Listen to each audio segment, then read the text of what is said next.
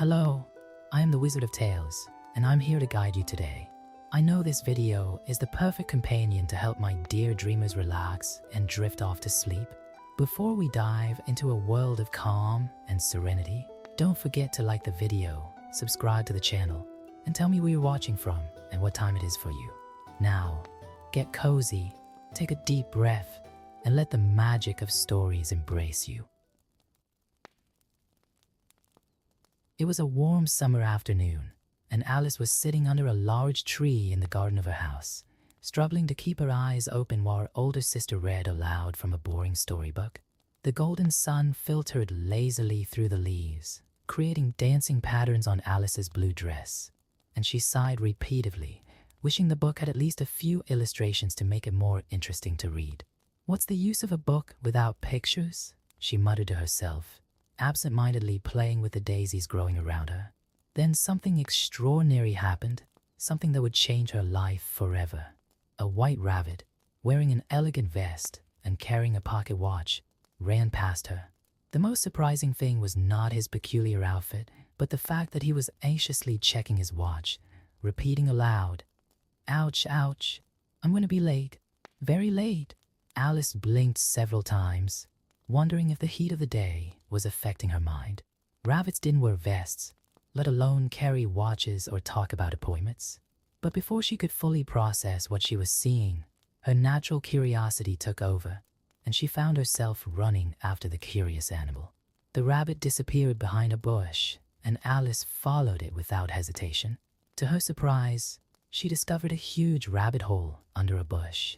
It was bigger than any burrow she had ever seen, and something about it seemed inviting, almost magical. Without a second thought, Alice bent down to look inside. The ground beneath her knees suddenly gave way, and she found herself falling into a deep, dark hole. The fall seemed endless, but strangely, it wasn't frightening. The walls of the tunnel were full of shelves, maps, pictures, and curious objects.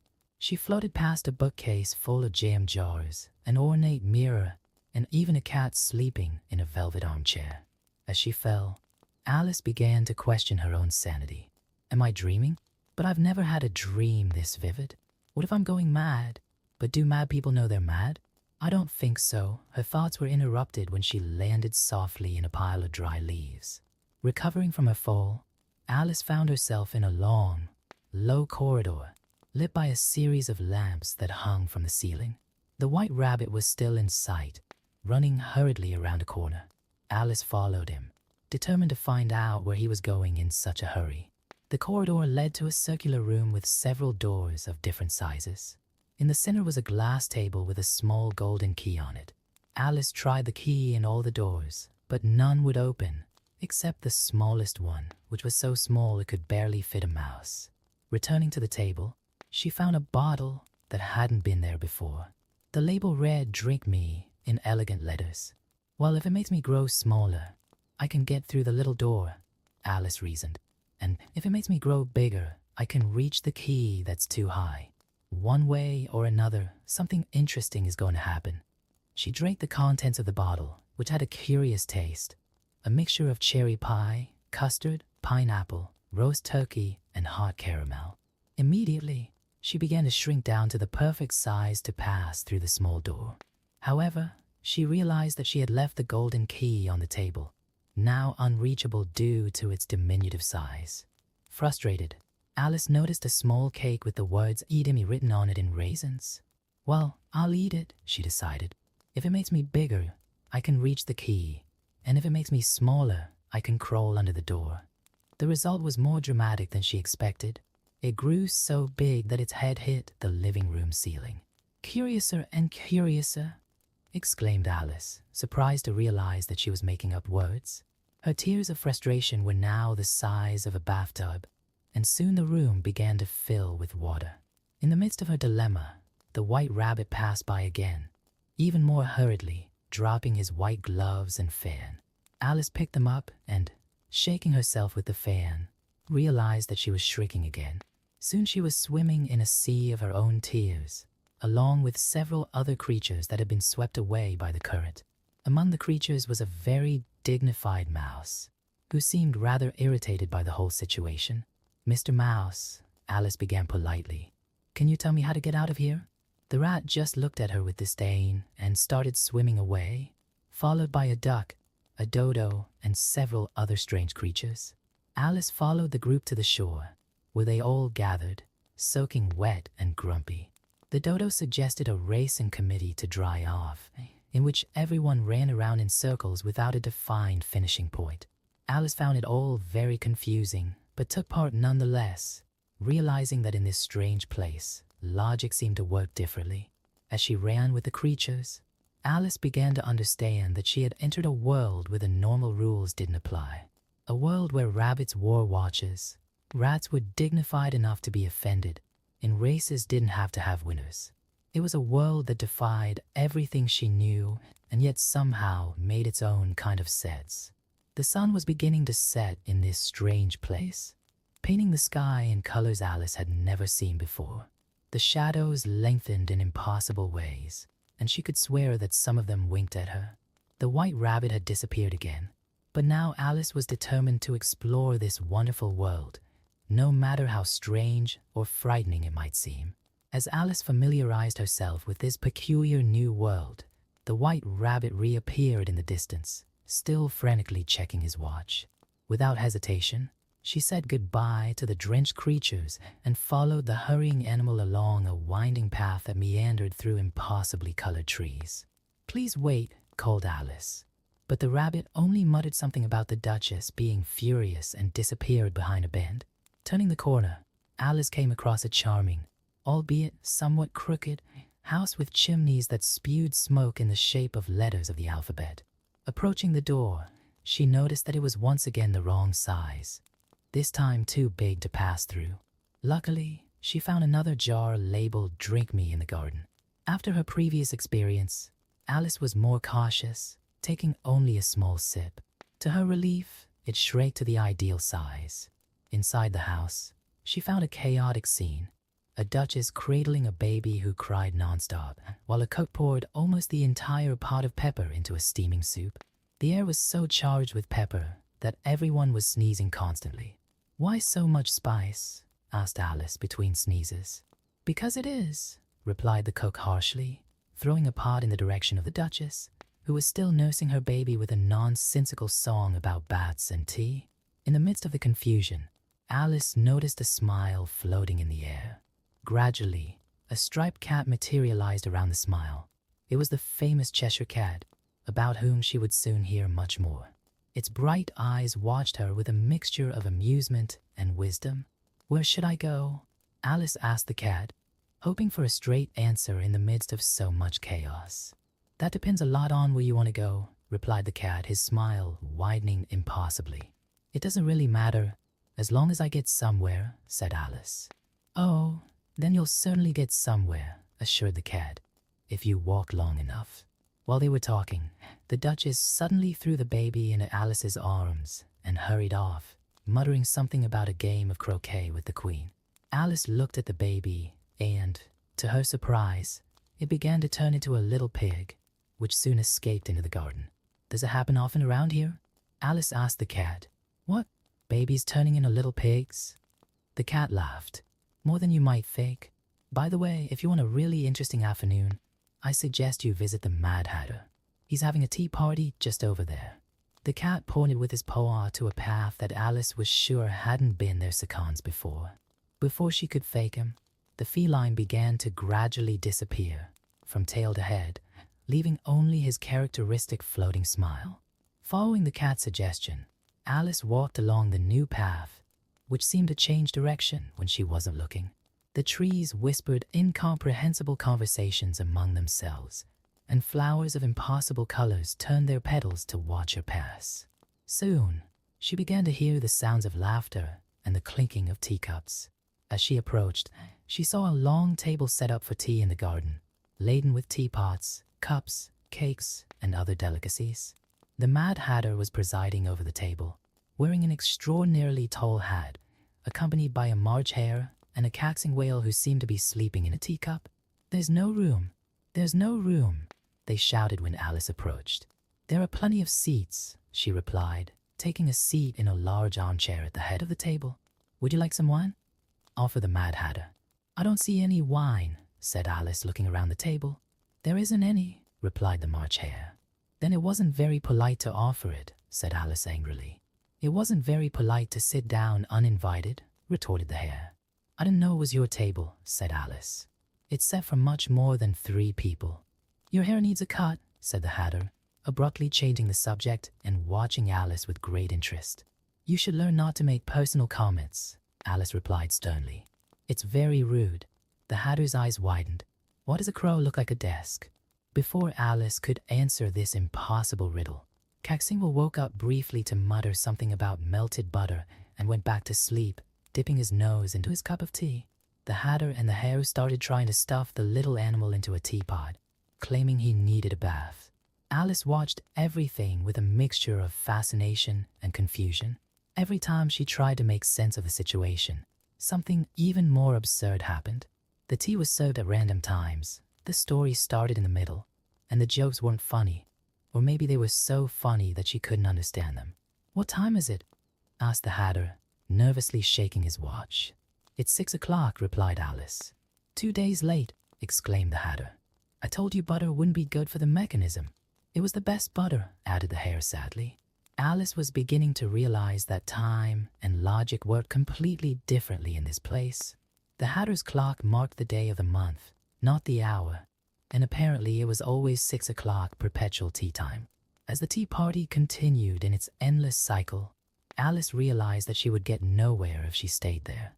Politely, she got up from the table, leaving the Mad Hatter and the March Hare to discuss whether time could be churned like butter.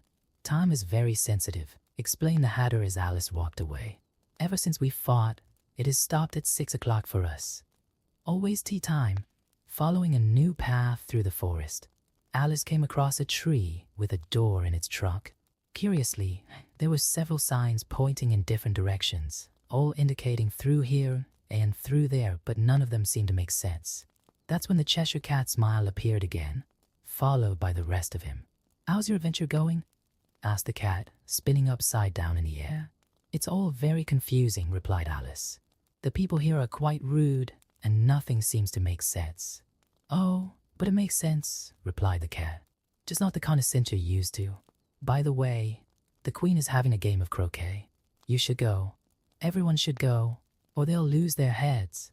Before Alice could protest, the cat began to disappear again, this time starting with its head and ending with its smile, which she found particularly disturbing. Following the enigmatic feline's directions, Alice soon arrived at a beautiful garden. Gardeners in the shape of playing cards were busy painting white roses red, working frantically and spilling paint everywhere. "Why are you painting these roses?" asked Alice, curious. "Well," replied the Five of Wands, looking nervously over his shoulder, "we planted white roses by mistake, and the Queen of Hearts hates white roses. If she finds out, she'll have our heads cut off." No sooner had he finished speaking than trumpets sounded announcing the arrival of the royal court. The Queen of Hearts was an imposing and frightening figure, with a face red with anger and a crown that seemed too big for her head. The king walked a few steps behind, looking worried and much smaller than his wife. "Who painted my roses?" shouted the queen when she saw the paint dripping from the flowers. "Cut off their heads." The poor gardeners threw themselves to the ground, begging for mercy, but the queen had already lost interest in them, having noticed Alice. "And who are you?" asked the monarch, her small, bright eyes fixed on the girl. "I'm Alice, your majesty," she replied, bowing as her sister had taught her. "Do you know how to play croquet?" asked the queen. "Yes," replied Alice, although she suspected that croquet in this place would be very different from what she knew. She was right. The bats were live flamingos that insisted on turning their necks at the wrong moment. The balls were hedgehogs that often decided to roll off on their own, and the hoops were made up of the card soldiers who wouldn't stand still in their positions. The queen played with frightening violence, brandishing her flamingo like a weapon and shouting, "Cut his head, OFF," at anyone who dared to beat her, which nobody did, of course. The king followed her, silently forgiving everyone she condemned. During the game, Alice noticed that the Cheshire Cat appeared and disappeared among the guests. causing even more confusion. The queen, who apparently didn't like cats, became increasingly furious at his appearances. "If that cat doesn't stop teasing me, cut his head off," shouted the queen. "But he doesn't have a body at the moment, your majesty," remarked Alice. "How can you cut off the head of someone who only has a head?" This logical question left the queen momentarily speechless, her face turning even redder. The king took the opportunity to suggest a tea break, which fortunately distracted his wife from the question of the impossible decapitation. During tea, served at a gigantic table in the garden, Alice found herself sitting between the White Rabbit, who was still nervously checking his watch, and the Duchess, who had been released from prison especially for the event. "The moral of all this," began the Duchess, "is that love makes the world go round." "Someone said it's pride that does that," commented Alice, trying to remember something she had read. "Whatever," said the Duchess. "It can be both, as long as you find a moral in everything." The banquet was a surreal sight. Pies that sang when cut, puddings that changed color, and cookies that made people grow or shrink at random. Alice ate very carefully, fearing that she would change size in the middle of the real dinner. The conversation at the table was just as strange. The queen was arguing with the griffin about the best way to perform a dance, while the false turtle was crying into his soup, remembering his school days at the bottom of the sea. The Mad Hatter had snuck into the party and was now trying to fix the White Rabbit's clock using butter and cake crumbs. "Is all this a dream?" Alice wondered aloud, observing the chaos around her. "If it's a dream, whose is it?" replied the Cheshire Cat, materializing in an empty chair. "Yours." "Mine?" "The Queen's?" "Maybe we're all part of someone's dream." Before Alice could ponder this philosophical question, the Queen announced that it was time for the trial. Although no one knew exactly what crime would be tried or who would be accused. "Everyone in a court," ordered the Queen. "And remember, sentence first, verdict later." Alice sighed, realizing that she was about to witness yet another demonstration of the inverted logic of Wonderland. As she followed the royal procession towards the courthouse, she couldn't help but think how her tedious afternoon of studying had turned into such an extraordinary adventure. The royal court was an even more chaotic scene than the croquet match. Jurors of all shapes and sizes, from small lizards to large birds, settled into their seats, while the king and queen sat on elevated thrones. The White Rabbit, now the royal herald, blew his trumpet nervously. "Silence in the court," announced the rabbit, unrolling a scroll. "Today's case, the theft of the queen's strawberry tarts." Alice watched as they brought in the accused, the Jack of Hearts, who looked more confused than guilty. The king adjusted his crown and began to read out the charges, although his voice could barely be heard over the noise of the jurors taking notes on their slates. "As a witness," called out the rabbit, "we summon the Mad Hatter." The Hatter entered holding a cup of tea, still trembling. The Queen looked at him sternly. "Take off your hat." "I can't," replied the Hatter. "It's not mine." "Stealed," cried the Queen. "No, your majesty," he explained. "I sell them. I'm a hatter." The confusion increased when the Hatter began to tell a completely unrelated story about his last tea with the March Hare. The Queen turned redder and redder, while the King frantically jotted down in his little notebook, "Don't mention tea again, too provocative." Alice, who had grown a little during the proceedings, probably due to a cookie she had absent-mindedly eaten, began to realize the absurdity of that trial. No one had really proved that the pies were stolen, or even that they existed. The next to testify was the Duchess's cook, who only talked about pepper and turtle soup, causing a series of collective sneezes in the courtroom. The Cheshire Cat appeared and disappeared among the jurors, making ironic comments that made the Queen even angrier. "Order! Order in the court!" shouted the king, banging his gavel, which, for some reason, was made of jelly. The confusion reached its peak when they called the next witness, a talking pie. "How can a pie testify?" wondered Alice aloud, momentarily forgetting where she was. "How can a girl who changes size question the logic of a talking pie?" replied the Cheshire Cat, appearing next to her. The tart began her testimony by singing a song about cherries and cream, which somehow turned into a story about a bat drinking tea with an umbrella. The judges were frantically taking notes, although Alice doubted that any of them understood what was going on. "Proof," shouted the queen. "Present the evidence." The White Rabbit brought out an empty envelope. "This is the most conclusive proof we've ever had," he declared solemnly. "How can an empty envelope be proof?" asked Alice, again forgetting to keep quiet. "If there was something inside," explained the king patiently, "it wouldn't be proof of the theft because the pies would have been found. The fact that there is nothing is proof that they were stolen." Alice tried to process this tortuous logic as the trial continued. The dodo was called to testify and insisted on holding a race in committee inside the courtroom to demonstrate his point of view, whatever it was.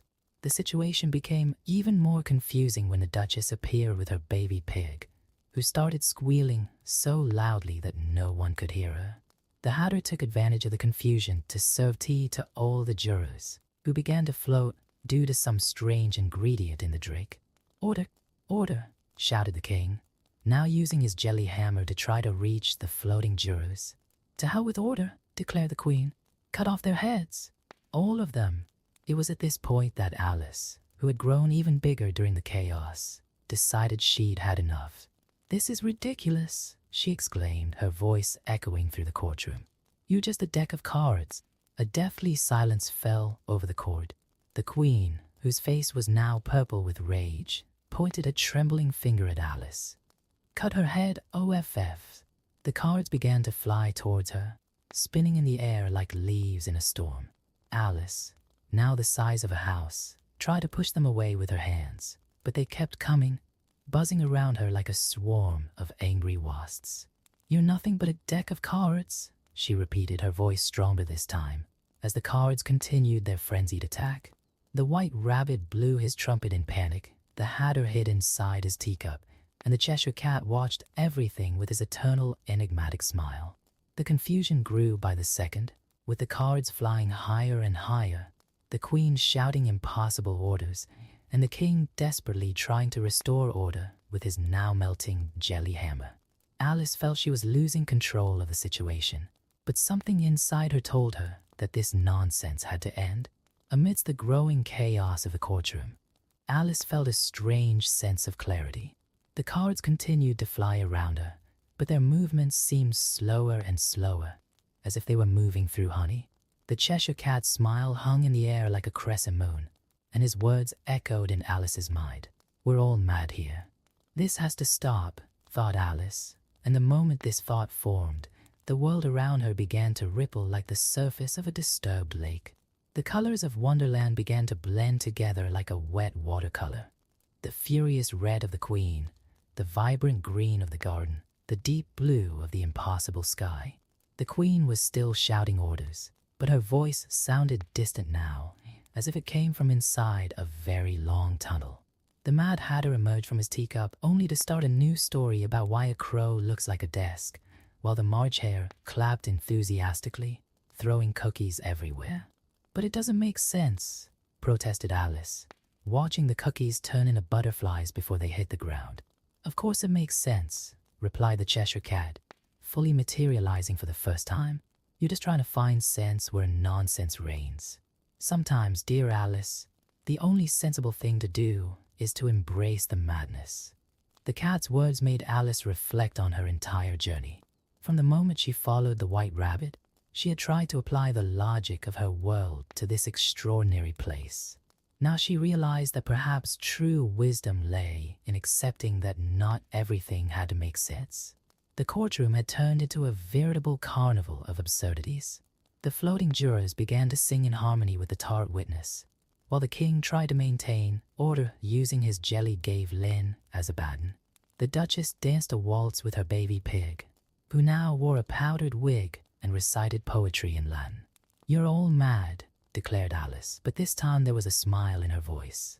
"Ah, now you understand," exclaimed the Mad Hatter, pouring tea in cups that floated through the air.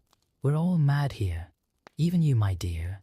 After all, what sane person would follow a dressed-up rabbit?" Alice couldn't help but laugh. It was true. She had chosen to follow the White Rabbit. She had chosen to drink from mysterious bottles and eat magical cakes. Every decision she made led her deeper into this wonderful, absurd world. The cards that were still flying around her began to turn into flowers, their sharp edges softening into delicate petals. The Queen of Hearts, seeing her authority literally blossom, was so surprised that her crown slipped and started spinning like a top. "Impossible," cried the Queen. "Nothing is impossible," replied Alice serenely. "Only improbable." The White Rabbit, still checking his watch, began to shrink in size until he was just a small white dot on the horizon.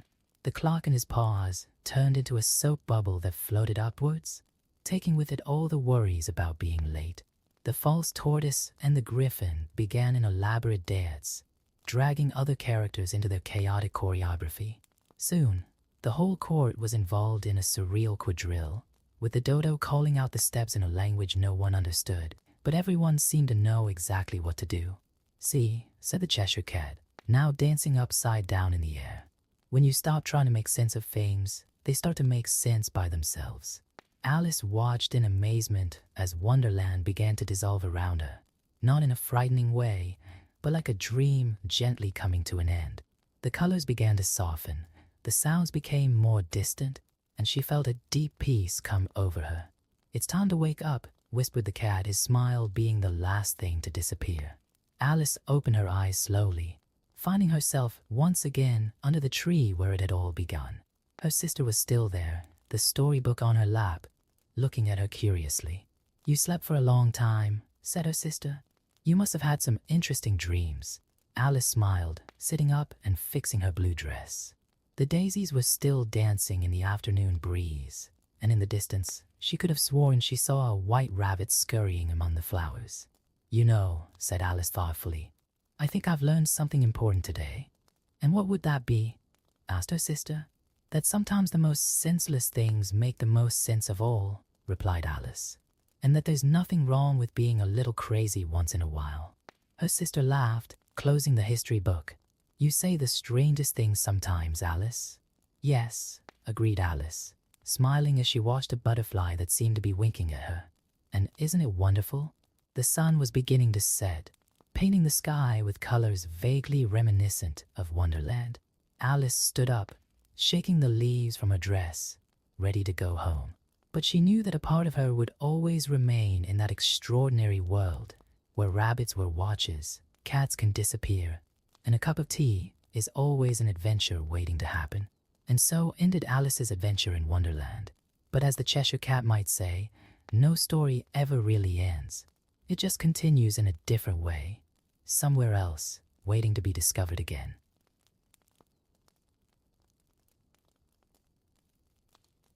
On a small farm on the outskirts of a bucolic village, there lived a gray-haired, kind-eyed donkey called Federico. For years, he had faithfully served his owner, carrying sacks of grain and bales of hay in the scorching sun and pouring rain. His host knew every stone and every track of those lands like the back of his paw. However, with the passage of time, his legs no longer had the same vigor as before, and his step, once firm and constant, became slower and more hesitant. One particularly cold morning, Federico noticed the worried looks on his owner's face and the whispers of other farmers. "He's too old," they said. "He's not fit for work anymore." Those words penetrated deep into his heart, but instead of giving in to despair, an unusual idea sprang into his mind. He had heard stories about Bremen, a city where music echoed through the streets and art was valued above all else. "Why not?" he thought. "I've always liked to hum in the moonlight. Maybe I could become a musician." With this resolution in his chest, before his owner could make any decisions about his fate, Frederick set off along the dusty road towards Bremen. The road was long, but his determination was greater than any obstacle. He hadn't walked far when his ears picked up a peculiar sound, a tired, melancholy bark coming from behind a bush. There he found Bruno, a black and white shepherd dog, lying in the shade of a tree. His eyes, although tired, still held a spark of liveliness. "Why so sad, friend?" asked Federico, approaching cautiously. "Ah, my dear," Bruno replied with a deep sigh. "After years of guarding my master's flock, my legs are no longer as agile, and my bark no longer scares the wolves as it used to. I overheard my owner saying that I can no longer protect the sheep properly."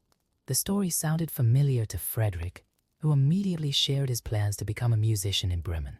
"Come with me," the donkey proposed enthusiastically. "Your bark is still strong and melodious. We could form a duo. You bark, I'll bray, and together we'll make music." Bruno's eyes lit up with renewed hope, and without a second thought, he joined Frederico on the journey. Not far from there, they found Mingo, an orange cat with white spots, sitting gloomily by the side of the road. His whiskers were down, and his lost gaze wandered over the horizon. "What's your problem, old feline?" asked Bruno, genuinely concerned. "My owner doesn't want me anymore," replied Mingo in an embarrassed voice. "They say I'm too old to hunt mice, that I'm only good for sleeping by the stove, but I can still meow like nobody's business." His green eyes sparkled at the mention of his musical ability. Federico and Bruno exchanged complicit glances. "Perfect," exclaimed the donkey. "You can join us. We're going to Bremen to become musicians. With your meow, my braying, and Bruno's barking, we'll have a spectacular trio." The trio had barely resumed their walk when a shrill sound cut through the air. Cocorico. At the top of a fence, they spotted Galileo, a rooster with multicolored feathers and a vibrant red crest. His posture was proud, but his eyes betrayed a deep sadness. "Why do you sing with such melancholy, feathered friend?" asked Mingo, stretching out to get a better look at the rooster. "I heard the cook saying that tomorrow I'll be turned into soup," replied Galileo, his feathers shaking slightly. "After years of announcing the sunrise, this is my destiny." The rooster's words touched the hearts of his three friends, who immediately invited him to join their peculiar band. "With your majestic crowing, we'll be an unbeatable quartet," declared Federico, already imagining the musical possibilities. Galileo, without a second thought, flapped his wings and landed next to his new friends, ready for a new adventure. United by fate and music, the four unlikely companions set off on the road towards Bremen, each carrying their own dreams and hopes. The sun was beginning to set over the horizon, painting the sky in shades of orange and pink as they shared stories of their past lives and dreams for the future. Federico led the group with determined steps. Bruno kept an eye out for any danger. Mingo observed everything with his keen eyes, and Galileo, perched on the donkey's back, served as a lookout. Together, they discovered that their differences were not obstacles, but the source of their strength. As night approached, the group began to realize that the journey would be more challenging than they had imagined. The wind was blowing harder, bringing with it dark clouds that promised rain. They would need to find shelter soon, but they were in a part of the forest that none of them knew. However, the fear of loneliness and abandonment that had previously consumed them individually had been replaced by a sense of belonging and common purpose. "Look," exclaimed Galileo from his lofty post.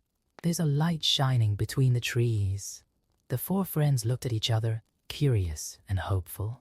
That mysterious light could mean shelter, danger, or perhaps the start of a new adventure. What they didn't yet know was that this discovery would completely change the course of their lives and lead them to face challenges that would test not only their courage, but also the strength of their newly formed friendship. Cautiously, the group approached the light shining between the trees. As they advanced, a small stone house appeared before them. The smell of hot food escaped through the gaps in the windows, making their stomachs growl in unison. Mingo, with his keen eyesight, was the first to sneak up to one of the low windows. "What do you see?" whispered Bruno, keeping close to his feline friend. "There's a group of bandits inside," replied Mingo, his whiskers twitching with excitement. "They're sitting around a table full of food and drink. They seem to have looted some nearby village." Federico, who had remained silent until then, had a brilliant idea. "Friends," he said quietly, "perhaps we can use our musical skills in a different way. If we manage to scare these bandits, we could not only have a place to sleep, but also do a good deed." The plan was daring, but everyone agreed that it was worth a try. Carefully, they positioned themselves on top of each other. Federico stood at the base, being the biggest and strongest. On top of him climbed Bruno, who helped Mingo balance on his back, and at the top, Galileo perched proudly. "On my signal," whispered Federico, We all make as much noise as possible. And so they did. The powerful braying of the donkey mixed with the low barking of the dog, the shrill meowing of the cat, and the deafening crowing of the rooster. The resulting sound was something the forest had never witnessed before, a frightening cacophony that echoed through the night. The bandits, taken by surprise, jumped out of their chairs. Through the window, they saw a monstrous creature, tall as a tree, with undefined shapes and terrifying sounds. Without a second thought, they ran out the door, leaving behind the entire banquet and their stolen belongings. Satisfied with the success of their plan, the four friends entered the house, finding it welcoming and well-stocked. "This is better than I could have imagined," exclaimed Bruno, sniffing the air filled with delicious aromas. Mingar soon found a comfortable spot near the fireplace. "Maybe we don't need to go all the way to Bremen," he suggested, purring. "This place could be our new home." However, one of the bandits, braver than the others, decided to go back and investigate. He sneaked up to the house in the darkness. Mingar, who was awake, noticed the movement and alerted the others with a low meow. When the bandit tried to peek through the window, he was met by a set of well-coordinated defenses. Mingar's glowing eyes in the darkness startled him. Bruno bared his teeth with a menacing snarl. Galileo flapped his wings furiously, and Federico gave the intruder a sharp kick in the air, causing him to flee in panic. "They'll never come back," laughed Galileo, smoothing his feathers. "And he'll probably convince the others to stay far away from here." That night was special for the group. For the first time since they had been abandoned by their owners, they felt truly at home. They shared the food left by the bandits and settled in different corners of the house, each finding their perfect spot. Federico discovered a stable next to the house, clean and with fresh hay. Bruno chose a soft rug near the door, where he could keep guard. Mingar appropriated an old armchair near the fireplace, and Galileo found a perfect beam for his perch. As the evening progressed, the four friends chatted about their future plans. "You know," said Frederick thoughtfully, "maybe our destination wasn't really to get to Bremen. Maybe it was to find each other and create our own home." "And who says we can't do both?" suggested Bruno, wagging his tail. "We can turn this house into our home and still make music." The idea excited everyone. They started planning how they could improve the place, turning it into a real home for musical animals. Galileo suggested that they could give concerts for travelers passing by on the road. Mingar thought about creating an aromatic herb garden. Bruno offered to maintain security, and Federico offered to transport supplies from the nearest village. As they made plans, they realized that their skills complemented each other perfectly. What one couldn't do, the other could.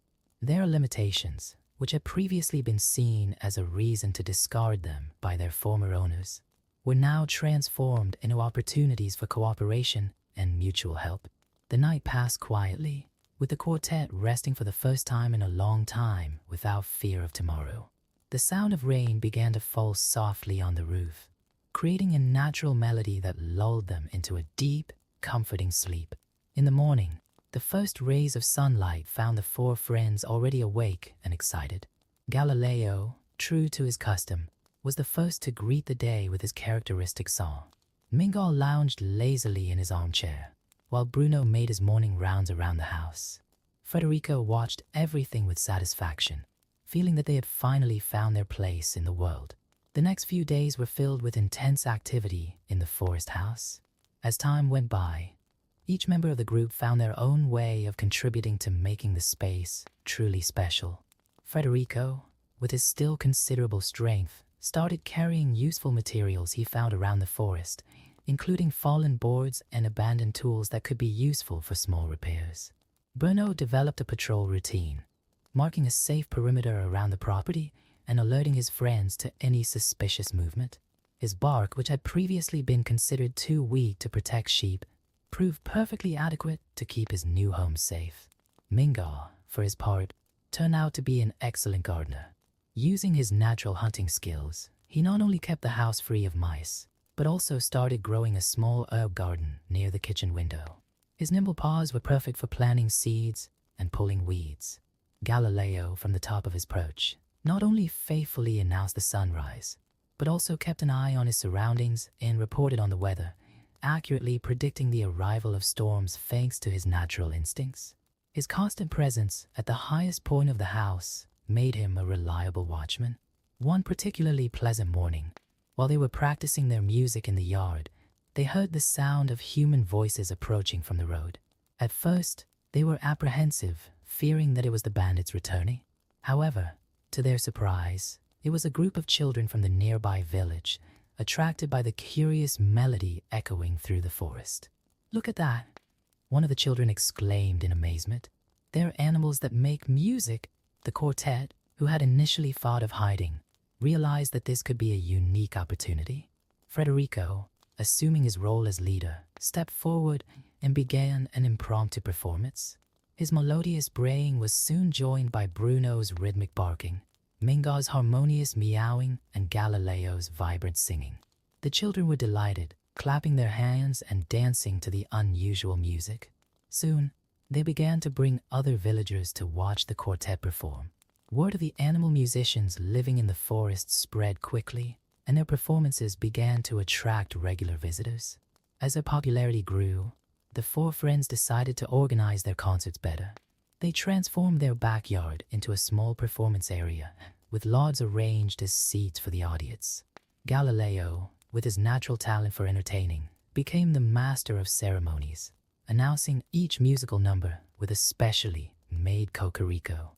Visitors often brought gifts: fresh hay for Frederick, juicy bones for Bruno, balls of wool for Minga to play with, and special grains for Galileo. More important than the material gifts, however, was the respect and admiration they received. Those same animals that had been discarded for being too old were now celebrated for their unique abilities. One afternoon, while they were organizing yet another performance, they received an unexpected visit. A group of merchants passing along the road stopped to watch the show, and among them was a man who caught Bruno's eye. He was his former owner. The old sheepdog was tense for a moment, but his friends immediately stood by his side in silent support. To his surprise, the former owner approached with tears in his eyes. "Bruno, my old friend," he said in an embarrassed voice, "I see you found your true calling. Forgive me for not seeing your full potential." That moment deeply touched not only Bruno, but all four friends. They realized that their supposed limitations had become their greatest strengths, and that the abandonment they had suffered had led them to find something much more precious: a chosen family. As their fame grew, they began to receive invitations to perform in the nearby village. After much discussion, they decided to accept some special performances, but always keeping their home in the forest as their base. After all, that place had become much more than just a shelter. It was a symbol of their freedom and unity. During one of these performances in the village, they met other animals who, like them, had been abandoned by their owners. This sparked an idea in Federico. Why not turn his house into a refuge for animal artists? The space was big enough, and they could teach others to discover their hidden talents. "We could create a real music school," suggested Minga, enthusiastic about the idea. "And each of us could teach something different," added Bruno, already imagining the possibilities.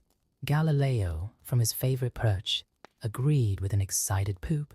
"We could call it the Forest Musical Academy." The idea quickly took shape. Before long, they began to welcome their first students. A pig who discovered he had a talent for percussion, a sheep with a surprisingly melodious voice, and even a mouse who turned out to be an excellent dancer. The house in the forest, which once housed bandits, became a center for art and music, a place where differences were celebrated and limitations were transformed into possibilities. The four friends discovered that their true calling went beyond simply making music. It was to inspire others to find their own voice. With the Academia Musical de Floresta up and running, the four friends' routine took on new contours and challenges. Every morning, after Galileo's traditional song greeting the sun, the house was filled with life with the arrival of different students, each bringing their own story and dreams. Federico discovered that he had a natural talent for teaching. His patience and wisdom, acquired through years of hard work, allowed him to identify the unique potential in each student. He developed a special method for teaching rhythm, using his own experiences of carrying bales of hay to create simple, engaging musical patterns. You see, he explained to a group of young rabbits who wanted to learn to drum with their hind legs. Every step could be a musical note. The secret is to find your own natural rhythm. The bunnies, fascinated, began to drum on the floor, creating a synchronized percussion that soon became one of the favorite attractions of the performances. Bruno, for his part, became an expert in teaching vocal techniques. His bark, which had previously been considered too weak to scare off predators, turned out to be perfect for demonstrating different tones and modulations. He worked especially closely with a young sheep called Melody, whose initial shyness hid an extraordinary voice. "Don't be afraid to be different," Bruno advised Melody during a lesson. "Sometimes what we consider our greatest weakness can be our greatest strength." Under his tutelage, Melody developed the confidence that transformed her bleating into a song so sweet it often attracted wild birds to listen. Mingo revolutionized dance teaching at the academy. His naturally graceful feline movements inspired students to find their own form of body expression. He created a particularly interesting partnership with Roberto, the dancing mouse, developing choreographies that combined agility and elegance. "Dance is everywhere," taught Mingo, demonstrating a sequence of movements. In the way the wind sways the leaves, in the course of a stream, even in the way the butterflies fly. His students learned to observe nature in search of inspiration, transforming everyday movements into art. Galileo, in addition to his duties as a watchman and announcer, developed a special program to teach music to migratory birds. His knowledge of weather patterns and celestial navigation proved invaluable in creating a system of musical notation based on the flight of birds. "Each migration route is like a score in the sky," he explained to his winged students. "The air currents are our stage, and the wind is our orchestra."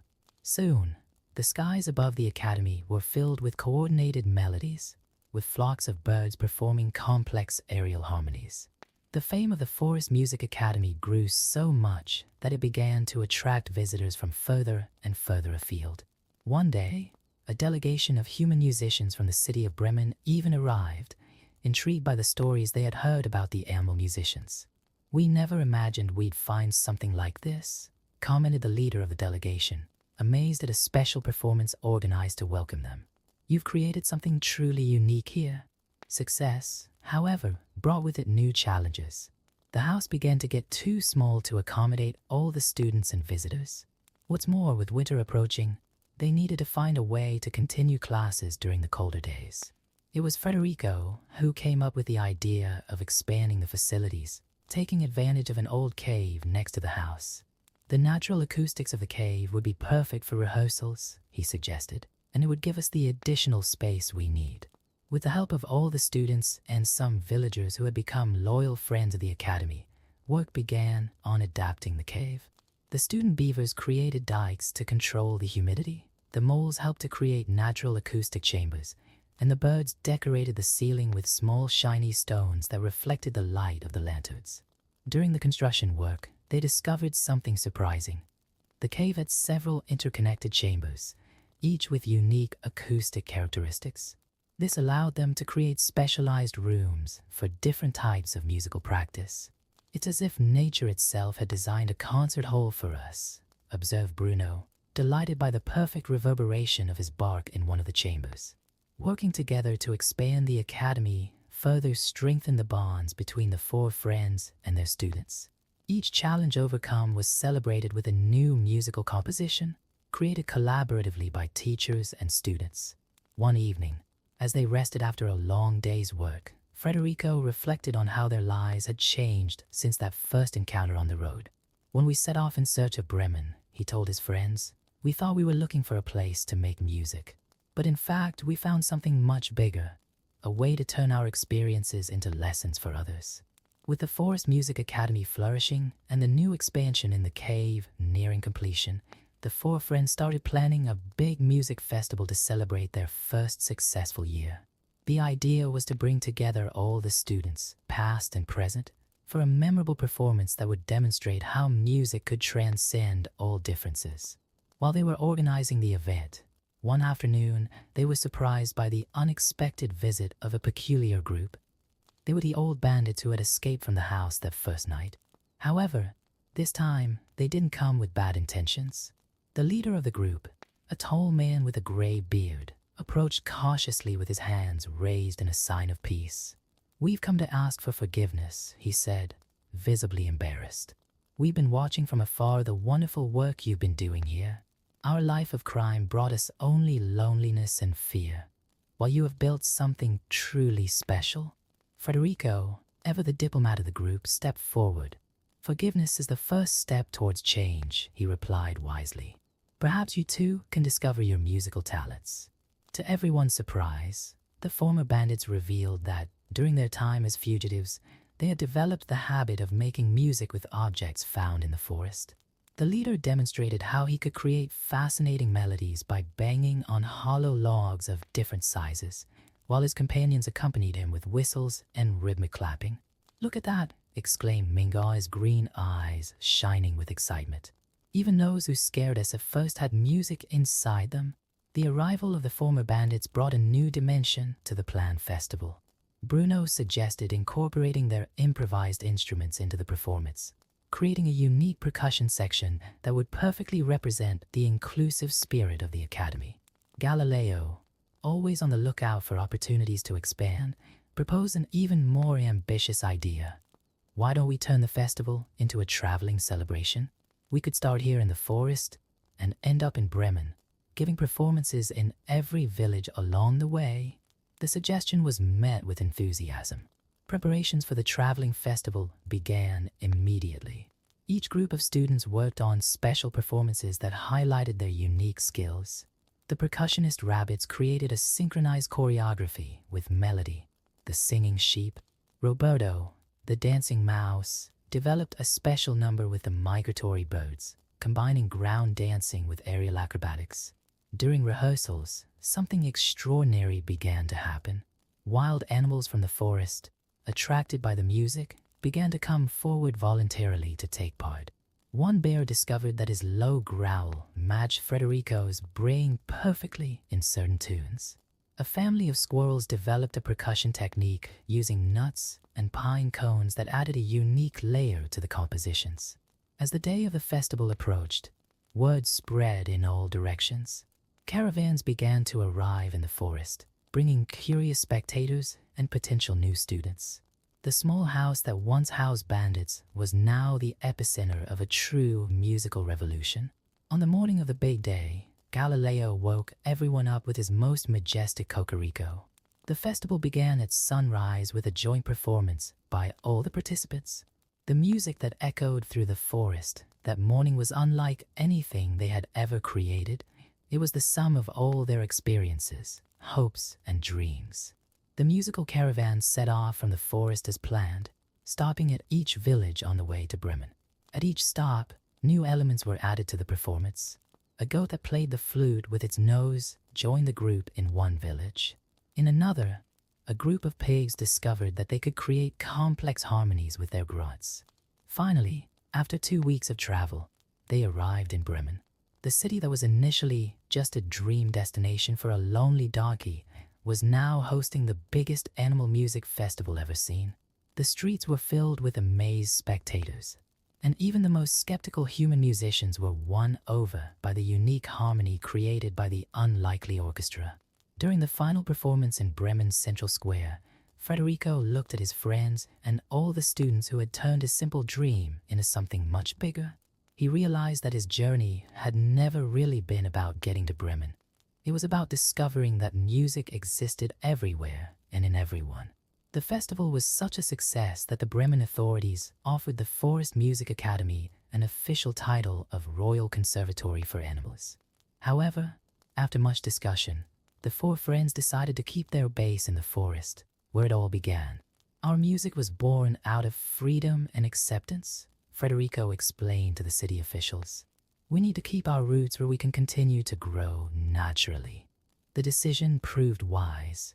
The Forest Musical Academy continued to flourish, becoming a symbol of how music can unite the most unlikely of companions and turn limitations into possibilities. The four friends, Federico, Bruno, Mingo, and Galileo, discovered that their true mission was not just to make music, but to show the world that every voice, no matter how different, deserves to be heard. And so the story of the Bremen Musicians became much more than a simple fable about animals who wanted to be musicians. It became a testament to the power of friendship, the courage to start again, and the magic that happens when different voices come together in harmony.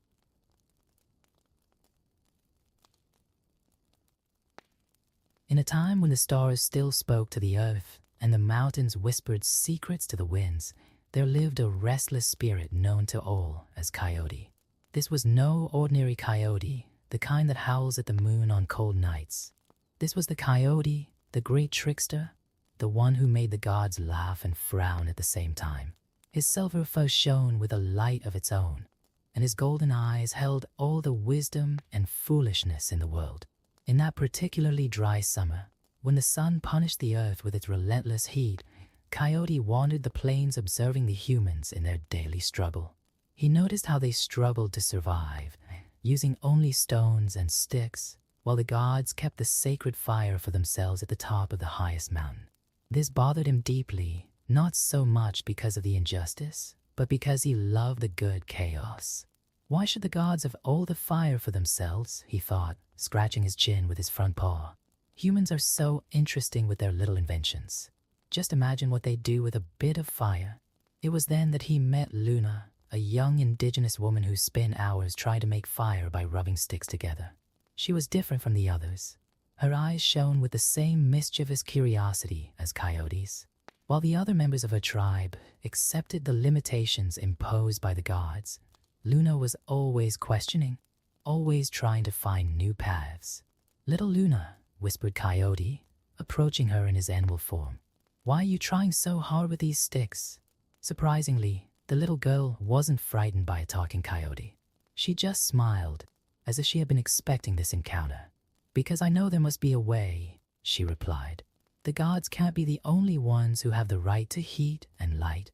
Coyote felt his heart warm at those words. He had finally found someone who shared his rebellious spirit. But the divine laws were clear. No spirit could interfere directly in the affairs of humans. Breaking this rule would mean facing the wrath of the higher gods, especially Eagle, the guardian of the sacred fire.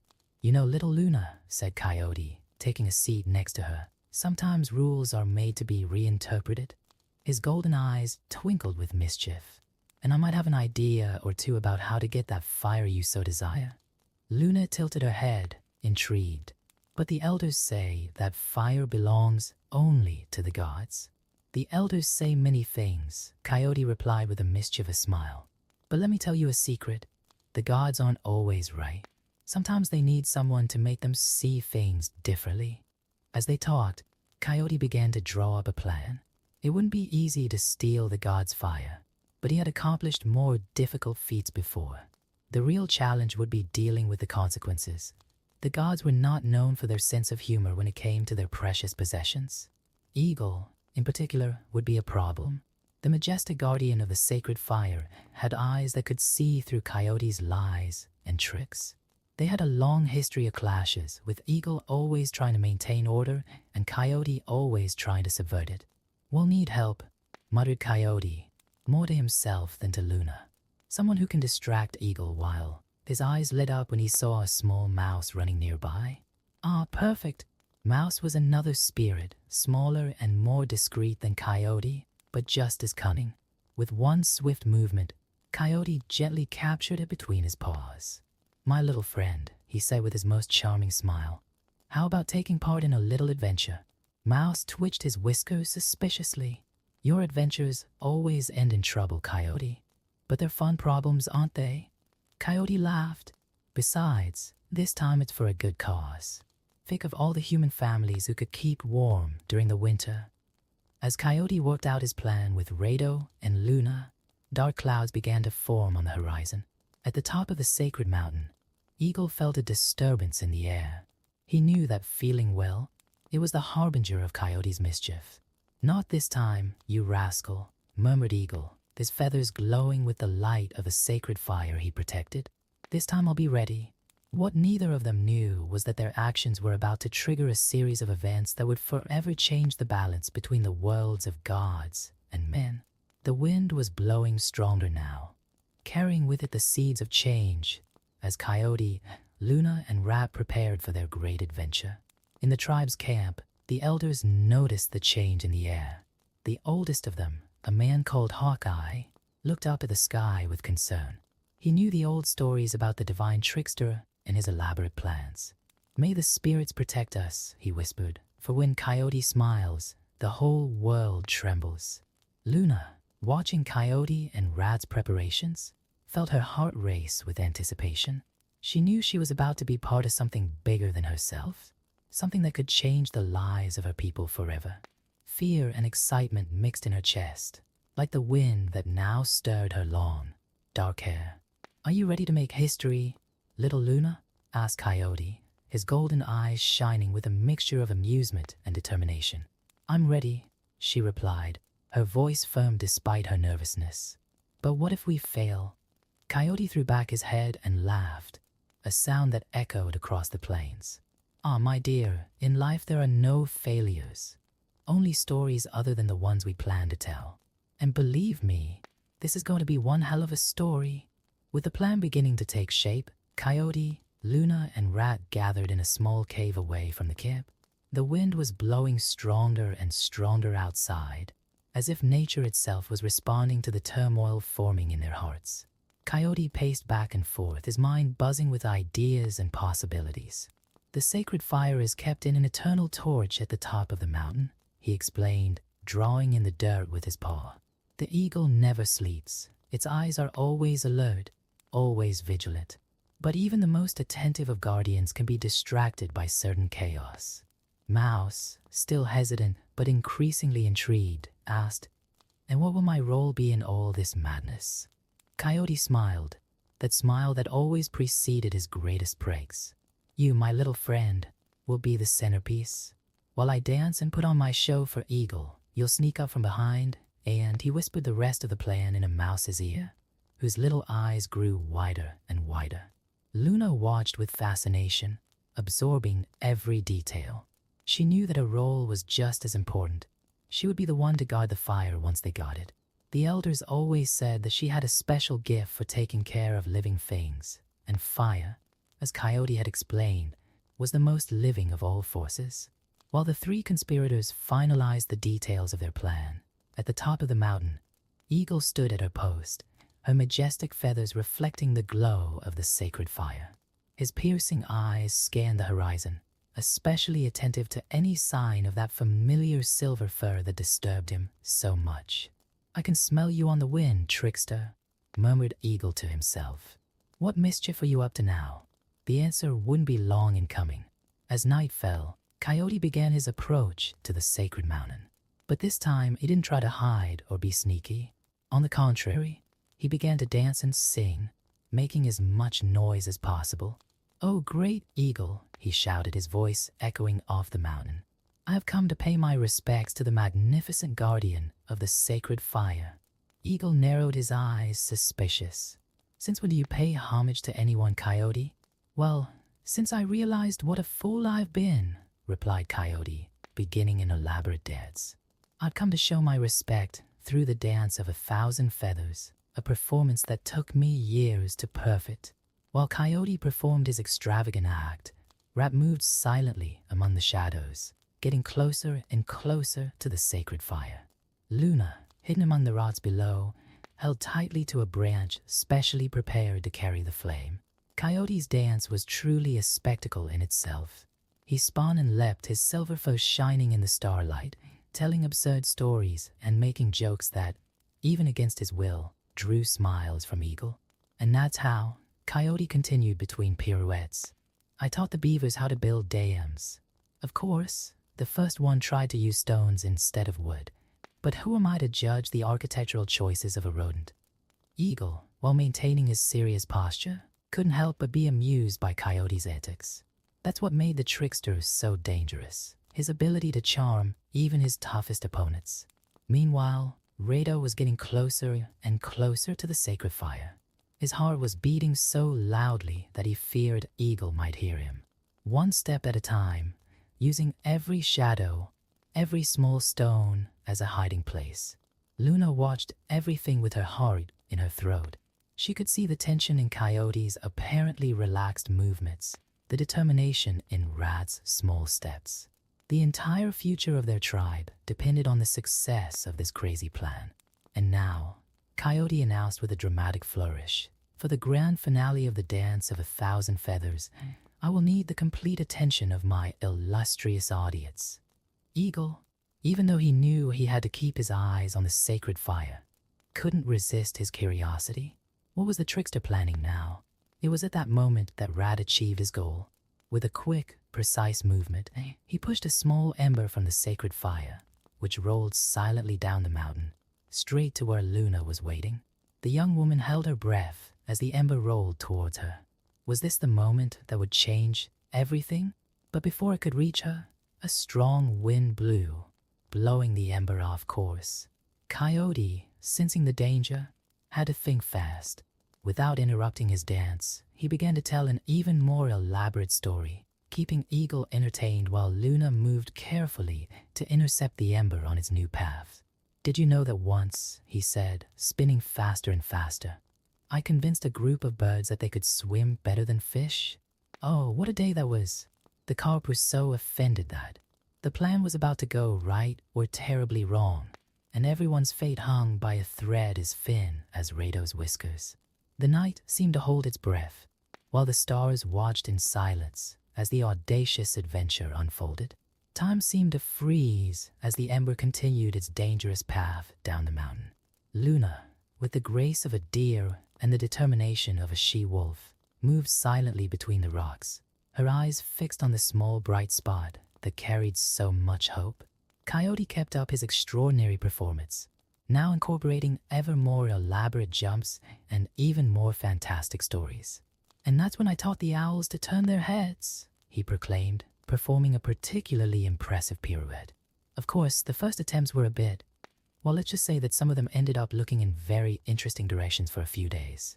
Eagle, even with all his discipline and years of experience as a guardian, was completely absorbed by the spectacle. The trickster always had that gift, turning the absurd into something so fascinating that it was impossible to look away. Luna finally managed to position herself in the path of the rolling ember. With a quick, precise movement, she caught it on its prepared branch, which immediately began to glow with an orange light.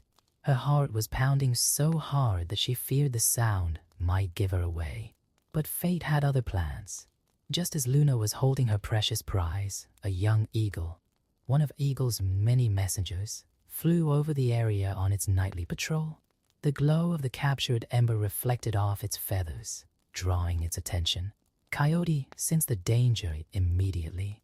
Without wasting a second, he turned his next jump into a spectacular somersault that took him straight towards the young messenger.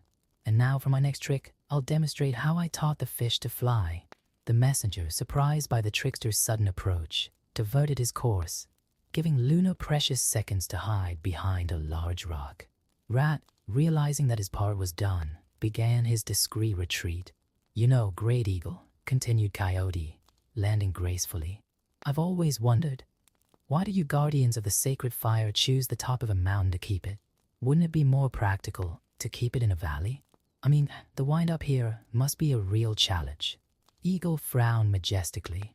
"The sacred fire is at the top of the mountain because it's closer to the heavens, where it came from. And stop trying to distract me with your silly questions, Coyote. What are you really up to?" "Me? Plotting?" Coyote put a paw on his chest, pretending to be offended. "My dear feathered friend, I've only come to share my art. Although, now that you mention it, I do have a few suggestions on how to improve security around here. For example, had you considered hiring some beavers? They're excellent builders." While Coyote continued his distraction, Luna began her careful descent of the mountain, protecting the precious ember with all the care in the world. Every step was calculated, every move planned to keep the flame alive. However, the wind began to pick up, as if the very spirits of the air were trying to thwart her mission. The little flame flickered dangerously, threatening to go out at any moment. Luna, remembering her grandmother's teachings on how to protect delicate plants from the wind, used her own body as a shield. Rat, who had already reached a safe position, watched Luna's descent with apprehension. He could see other eagle messengers circling the mountain, getting closer and closer to finding out what was going on. And that's how Coyote's voice echoed through the mountain, now louder than ever. I convinced a group of bears to try belly dancing. You ought to see it, Eagle, especially when they tried to use leaves as veils. Luna had almost reached the base of the mountain when her foot slipped on a loose stone. For a terrible moment, she felt her body lurch forward, the ember threatening to escape her control. With an instinctive movement, she turned her body, shielding the flame with her bare hands. The pain was immediate and intense, but Luna didn't let out a single sound. Silent tears streamed down her face as she held the ember, her fingers burning from direct contact with the sacred fire. Coyote smelled burning flesh and his heart squeezed, but he couldn't show his concern. Any change in his behavior would alert Eagle, so he did what he does best. He turned his concern into an even more extravagant performance. And now, for my grand finale, he announced, preparing for the most elaborate of his tricks. I'll show you how I taught the stars to dance. With a masterful leap, Coyote began to spin through the air in a way that seemed to defy the very laws of nature. His silver fur shone with such intensity that for a moment, it really did seem as if the stars were dancing with him. Luna took advantage of this last distraction to finally reach the base of the mountain, where a small group of young men from her tribe were waiting hidden among the trees. With trembling, burnt hands, she transferred the sacred fire to a specially prepared torch. The moment was critical. Now they had to get the fire to the camp without Eagle noticing. But how could they do that when every little light could be seen from the top of the mountain? The answer came in the form of a distant howl. Other coyotes, friends of the divine trickster, began to join in the nighttime singing, creating a cacophony that echoed throughout the valley. The clouds, as if conspiring with the rebels, began to thicken, partially obscuring the brightness of the stars. Luna and the youngsters began their silent run through the darkness, protecting the precious flame they carried. Each step took them closer to changing the fate of their people forever, while above them, Coyote continued his spectacular dance, keeping Eagle entertained long enough for them to complete their mission. The night air was full of possibilities as the first fire stolen from the gods made its way into human hands. No one knew exactly what the consequences of this daring adventure would be, but one thing was certain: nothing would ever be the same. As Luna and the youngsters raced through the darkness with the sacred fire, the sky began to change. The clouds that had once protected them now took on a threatening hue, and distant lightning announced the arrival of a storm. It was as if nature itself was responding to their daring act. At the top of the mountain, Eagle finally began to sense that something was wrong.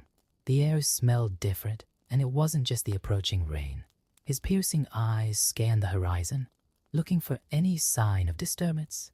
Coyote, noticing the change in the guardian's demeanor, stepped up his performance even more. And now, noble Eagle, prepare for the real grand finale, a demonstration of how I taught the northern lights to dance.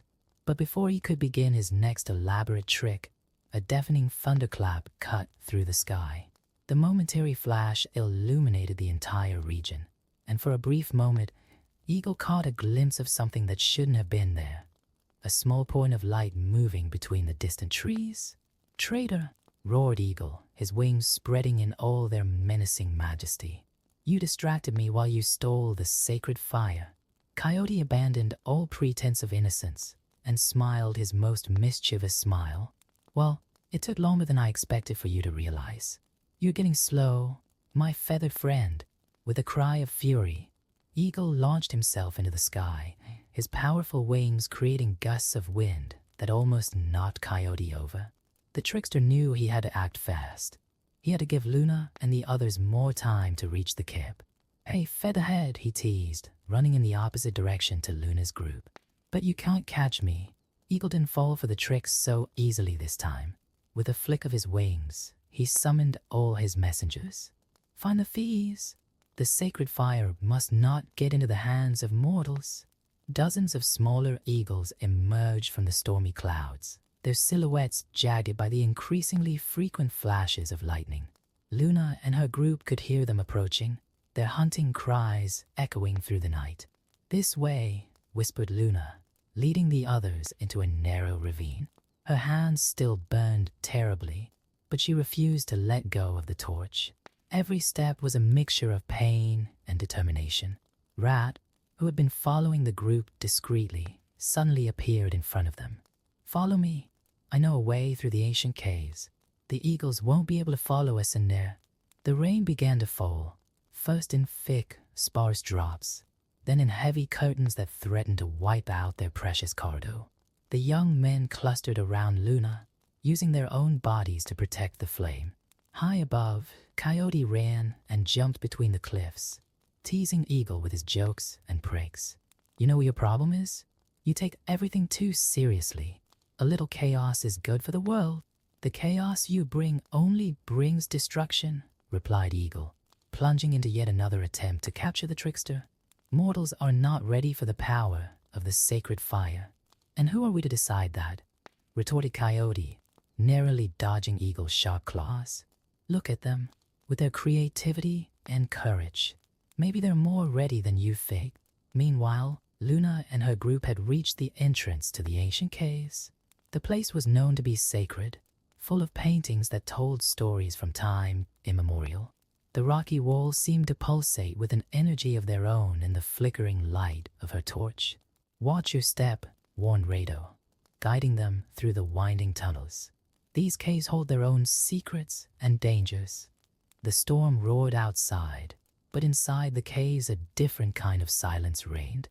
It was as if they were in another world, a place between the realm of the gods and that of mortals. The paintings on the walls seemed to come alive with the movement of the flame, telling stories of other times when gods and humans walked together. Luna paused for a moment, mesmerized by one particular painting that showed a figure very similar to Coyote handing something shiny to the humans. "Look," she exclaimed in a reverent whisper. "That was already predicted." Mouse climbed up the wall to take a closer look at the painting. "The ancient prophecies. Perhaps it's no coincidence that we're here now." A particularly loud clap of thunder shook the caves, reminding them of their urgency. They couldn't afford to contemplate ancient prophecies when the present demanded immediate action. Outside, the battle between Coyote and Eagle was reaching its climax. The trickster was beginning to show signs of fatigue, his pirouettes less elaborate, his taunts more breathless. But his golden eyes still shone with determination. Every second he kept Eagle busy was a victory for Luna and the stolen fire. "Why do you care so much about them?" asked Eagle during a momentary pause in his pursuit. "They're just mortals." Coyote stopped on a rocky ledge, his drenched fur glistening under the lightning. "Because they dream, Eagle. They imagine possibilities that even we, with all our divinity, can't see. Fire won't just be a tool for them. It will be a bridge to even greater dreams." Coyote's words carried a truth that even Eagle couldn't completely deny. For a moment, the great guardian hesitated, his powerful wings keeping him hovering in the stormy air. It was in that instant of doubt that a distant cry of joy reached them. Luna's group had reached the camp. The first deadly fire was born that night, protected from the storm, shining like a promise of change. Eagle stood motionless in the stormy sky, watching the first deadly fire glow in the distant camp. It was like a small star fallen to earth, a beacon of change that could not be ignored. The great guardian knew that this moment would forever mark the history between gods and mortals. Coyote, still panting from his long performance and chase, sat on the edge of the cliff, his silver fur dripping with the rain that continued to fall. "You know, Eagle," he said in a softer voice than usual, "sometimes the best changes start with a small act of defiance." At the camp, Luna and her companions had managed to light several torches from the sacred fire. The elders, initially hesitant and fearful, now approached the gift stolen from the gods with reverence. Hawkeye, the eldest of them, gazed into the flames with a mixture of fear and fascination. "What have we done?" he muttered, watching as the fire danced and multiplied. "What consequences will our act bring?" Luna, Her hands still burned, but her heart full of certainty replied, "We did what had to be done, ancestor. Fire doesn't just belong to the gods. It belongs to everyone who can dream of its warmth." Rat, hidden among the shadows of the camp, smiled discreetly. He knew that his participation in this adventure would also change his own story. He was no longer just a cautious little spirit, but part of something bigger than himself. The storm began to subside, as if nature itself recognized that a new era was beginning. The clouds partially opened, allowing a few stars to witness the historic moment that was unfolding. "What now?" asked Eagle, finally landing next to Coyote on the cliff. "I can't just ignore this theft. The other gods will demand punishment." Coyote laughed softly. "Ah, the other gods, always so concerned with rules and order. But look down there, my friend. See how they treat fire with respect, with reverence. Perhaps mortals are better guardians than we realize." In the camp, the first applications of fire were already beginning to show. An old woman showed the children how to use the flames to heat water, while a young warrior discovered how to harden the tips of his spears in the heat. The knowledge spread as quickly as the flames themselves. Luna, sitting by the main fire, finally allowed them to treat her burns. Her grandmother applied a herbal ointment to her hands, while softly singing an ancient healing song. "You will carry these marks forever," said the old woman, "but they will tell a story of courage." The grandmother's words echoed in the night, reaching Coyote's ears. The trickster felt a surge of pride and affection for the young mortal who had shown so much of his own rebellious spirit. "You know, Eagle," he said, "maybe it's time we rethought our role. Instead of guardians who hinder, we could be mentors who guide." Eagle remained silent for a long moment, his majestic feathers reflecting the starlight. "You've always had a peculiar way of looking at things, trickster. But this time you might be right."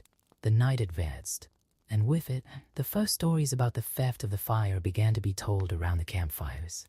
Each narrator added their own touch to the saga, turning the events of that night into legend while they were still fresh in the memory. Rat, mustering all his courage, stepped out of the shadows and approached Luna.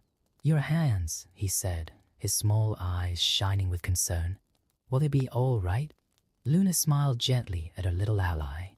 "They'll be different," she replied, "but that's not a bad thing. They'll be a reminder that sometimes we need to burn ourselves to bring light to others."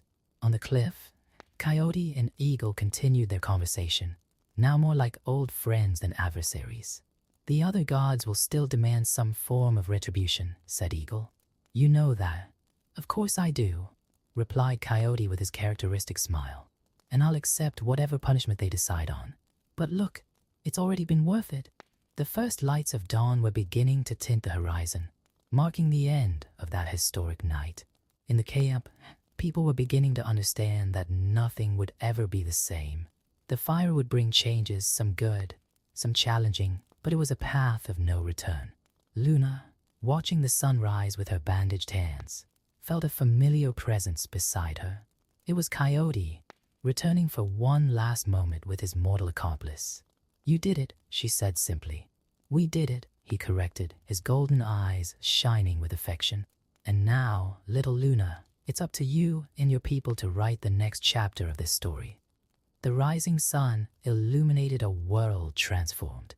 A world where fire was no longer just a gift from the gods, but a tool in the hands of mortals. A world where the boundaries between the divine and the earthly had become a little blurrier, thanks to the dance of a trickster, the courage of a young girl, and the wisdom of accepting change.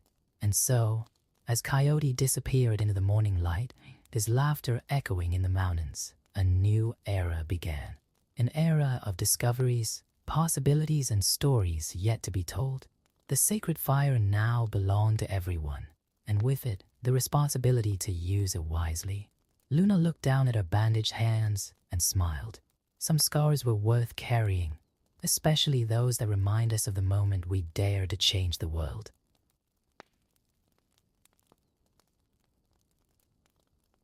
In a kingdom not so far away, where the flowers seemed to dance in the wind and the birds sang melodies that made even the most serious people smile, lived Princess Aurora. Her name promised the light of dawn, but her demeanor was far from inspiring. Aurora had everything a princess could wish for: silk dresses, glittering jewels, and servants who catered to her every whim before she could even utter them. King Edward, her father, was a kind man who, after the Queen's early death, dedicated himself to raising his daughter in the best way he could. Unfortunately, his interpretation of best way meant never saying no to Aurora, resulting in a young girl who believed the world revolved around her. On that particular spring morning, Aurora woke up annoyed because a single rose petal had fallen onto her feather pillow. "Margaret," she shouted, calling out to her lady-in-waiting, "how dare you leave the windows open at night? Now I have petals on my bed." Margaret, a middle-aged lady who had served the royal family for decades, just sighed patiently. "Forgive me, Your Highness. The windows were closed, but the flowers in your garden are especially fragrant this morning. I thought you'd appreciate the scent." "Well, you thought wrong," Aurora replied, tossing back her golden hair. "Prepare my milk and honey bath, and make sure the temperature is perfect this time." As Margaret hurried to fulfill the princess's wishes, Aurora gazed at her reflection in the ornate mirror. Her blue eyes sparkled like sapphires, and her skin was as delicate as lily petals. She knew she was beautiful. Everyone in the kingdom said so. But lately, something had been bothering her. A feeling of emptiness that not even her luxurious dresses or jewelry could fill. In the palace garden, after her elaborate morning ritual, Aurora decided to go for a walk. Not because she enjoyed nature, but because she had heard that walking kept her figure slim. As she walked along the perfectly manicured paths, she noticed something different. A small lake that she had never paid attention to before. The crystal-clear waters reflected the blue sky, and aquatic flowers decorated its edges. It was then that she heard a peculiar voice, which seemed to come from one of the water lilies. Well, if it isn't the prettiest and most spoiled princess in the kingdom." Aurora spun on her heels, looking for the source of the voice. "Who dares speak to me like that?" "Down here, Your Highness," said the voice, and Aurora lowered her eyes to find a plump green toad sitting comfortably on a water lily leaf. It was no ordinary frog. Its eyes had an almost human gleam, and it wore what looked like a tiny golden crown. "A talking frog?" exclaimed Aurora, taking a step back. That's impossible. As impossible as a princess who has never learned to say please and thank you," replied the frog with a tone of amusement in his voice. "Allow me to introduce myself. Prince Thaddeus of Greenwood, or at least that's what I was before I was transformed into this not very majestic fool." Aurora laughed scornfully. "A prince? You? Please, that's ridiculous. I know all the princes in the neighboring kingdoms, and I've never heard of Greenwood or a prince called Thaddeus." The toad jumped onto a rock closer to the princess. "Maybe because Greenwood is a kingdom far, far away. Or maybe," he paused dramatically, "because you're so busy admiring your own reflection that you've never bothered to really get to know others." The frog's words hit Aurora like a slap. She felt her cheeks flush with anger and shame. "How dare you? Guards! Guards!" "They won't come," said the toad calmly. "Right now, only you can see and hear me. It's part of the enchantment." Aurora crossed her arms. "And I suppose you're going to tell me that you need a kiss to break the spell? Like in those silly stories my nanny used to tell me." "Precisely," exclaimed the frog, his eyes shining. "A kiss from a pure-hearted princess can break my curse. But," he added with a more serious tone, "I'm afraid you don't qualify at the moment." "What? I'm a princess," Aurora protested indignantly. "Being a princess is more than wearing crowns and giving orders, my dear. It's about having compassion, wisdom, and humility. Qualities that, forgive me for saying so, you have yet to develop." Aurora felt something strange in her chest, a mixture of anger and curiosity. Part of her wanted to simply turn her back and return to her comfortable world of privilege. But another part, a part she barely recognized, was intrigued. What if I kiss you just like that?" she asked, more to tease than out of real interest. The frog smiled, or at least seemed to smile, as much as a frog can. "Well, you could try, but I warn you, the result may not be what you expect." Moved by an impulse she couldn't explain, Aurora leaned over and, closing her eyes tightly, gave the toad a quick kiss on the top of its head. When she opened her eyes, nothing had changed. The frog was still a frog, and she was still herself. "See, I told you it wouldn't work," said Thaddeus, sounding more amused than disappointed. "But don't worry, Princess. This story has only just begun, and you have a lot to learn, as do I." Aurora felt something change inside her at that moment. Perhaps it was anger at having been deceived, or shame at having really believed that a kiss would turn a frog into a prince.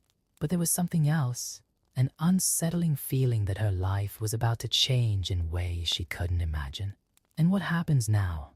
she asked, surprising herself with a genuine curiosity in her voice. "Now," replied Thaddeus, "your real journey begins. And believe me, Princess Aurora, it will be a much more interesting adventure than choosing dresses and giving orders to servants." Aurora spent the rest of that day restless, her mind constantly returning to the peculiar encounter in the garden. During dinner with her father, she barely touched her favorite meal, absent-mindedly stirring her fork through the perfectly prepared vegetables. "My dear, is everything all right?" asked King Edward, noticing his daughter's unusual behavior. "Yes, father," she replied automatically, but then hesitated. "Actually, do you believe in magic?" The king smiled gently, his eyes shining with a wisdom that Aurora rarely noticed.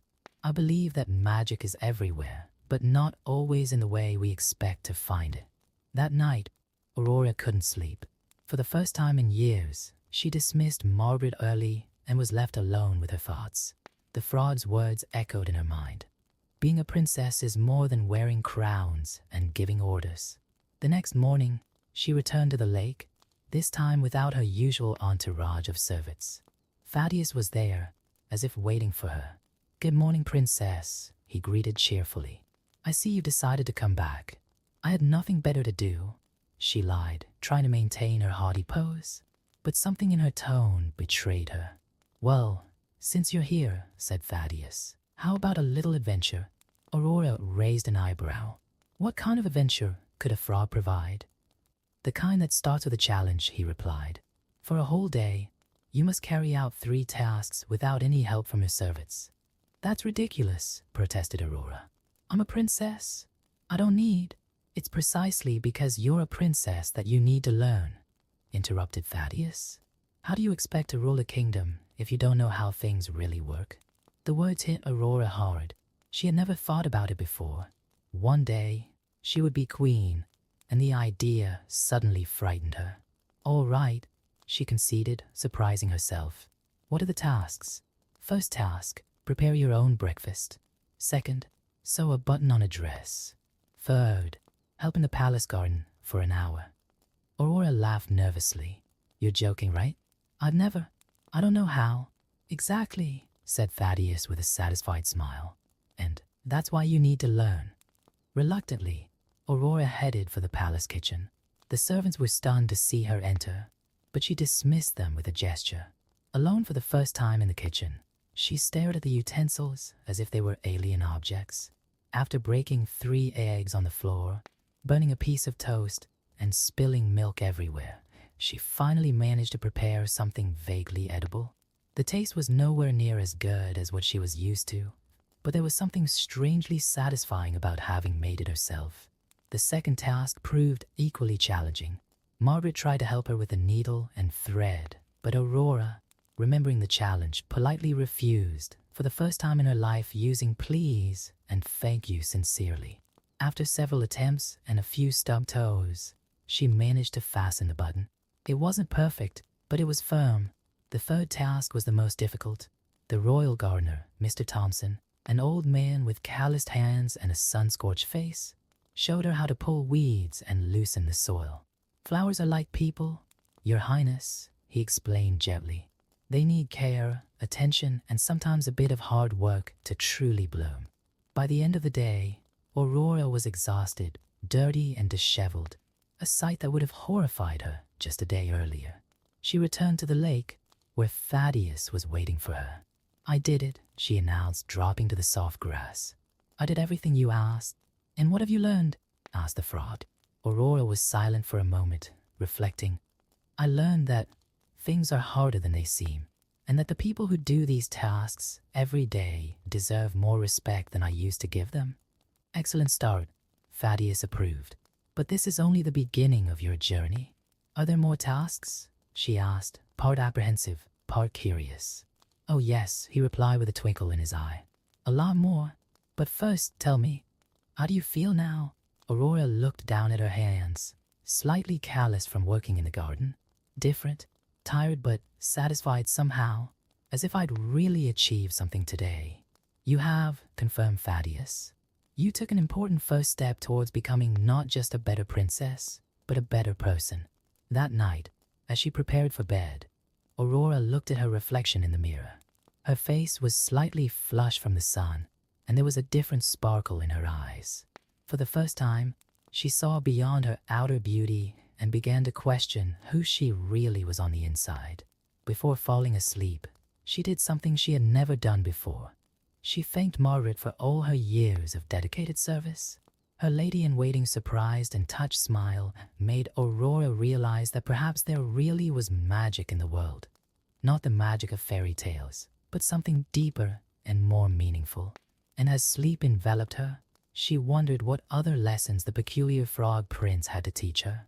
The next morning, Aurora woke up with a new perspective. Instead of shouting for Margaret, she opened her bedroom curtains herself, letting the golden sunlight in. Thaddeus' words about her journey were still echoing in her mind when she decided to return to the lake. "Ah, you're back," exclaimed the frog, jumping happily over the water lilies. "And I see you're not wearing your usual jewelry today. I'd unconsciously touched the bord nicked. I thought they might get in the way, depending on what you had planned for today." "Very perceptive," replied Thaddeus with a toad-esque smile. "Today we're going to work on something even more important than practical tasks. We're going to exercise your heart." "My heart?" asked Aurora, confused. "What's wrong with it?" "Nothing's wrong, it's just dormant, like a seed that needs water and sun to sprout," explained Thaddeus. "Today you'll be visiting 3 people in the kingdom who need help." Aurora frowned. "But we have advisors for that. They look after the needs of the people." "Exactly the kind of thinking we need to change," replied Thaddeus. "A true leader knows her people personally. Come, I'll guide you." So began an unusual journey, a princess following a leaping frog along the paths of the kingdom. People looked on curiously, but Aurora was too determined to care about the whispers. The first stop was the house of an old woman who lived alone on the outskirts of the castle. Her small hut had a roof that was in urgent need of repair. Lady Maria introduced Thaddeus, one of the best weavers in the kingdom, before her eyesight began to fail. Aurora observed the lady, who was trying to repair a loom with trembling hands. Without thinking twice, she approached and asked if she could help. "Princess," the lady's eyes widened. "What are you doing in my humble home?" I've come to see how I can help," Aurora replied, surprised at her own sincerity. Over the next 2 hours, Aurora learned about weaving, heard stories about what the kingdom was like when her mother was still alive, and promised to send someone to fix the roof. A promise that, for the first time, she really intended to keep. The second visit was to a family with 5 children. The father had been injured working in the fields and couldn't provide for them temporarily. The children, although hungry, smiled and played. "How can they be happy with so little?" whispered Aurora to Thaddeus. "Because they have each other," he replied simply. "Sometimes the greatest wealth isn't in the kingdom's coffers." Aurora spent the afternoon helping her mother prepare soup with the few ingredients available. Her culinary skills were still precarious, but the children applauded her efforts as if it were the finest royal banquet. The last visit was to the kingdom's orphanage. Aurora had always known of its existence, but had never been interested in getting to know it.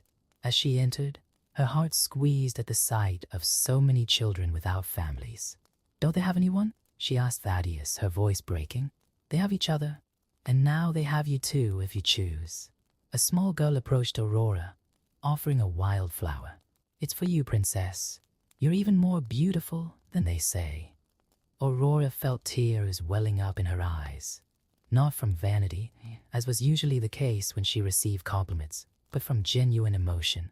She spent the rest of the afternoon listening to stories, playing games, and promising herself that she would make significant changes to those children's lives. When she returned to the castle, it was already evening. Her father, King Edward, was waiting for her worriedly. "Where have you been all day, my child?" "Really getting to know our kingdom, father," she replied, hugging him. "And I've learned so much. Can we talk about some changes you'd like to propose?" The king noticed something different in his daughter's eyes, a maturity that hadn't been there before. "Of course, dear.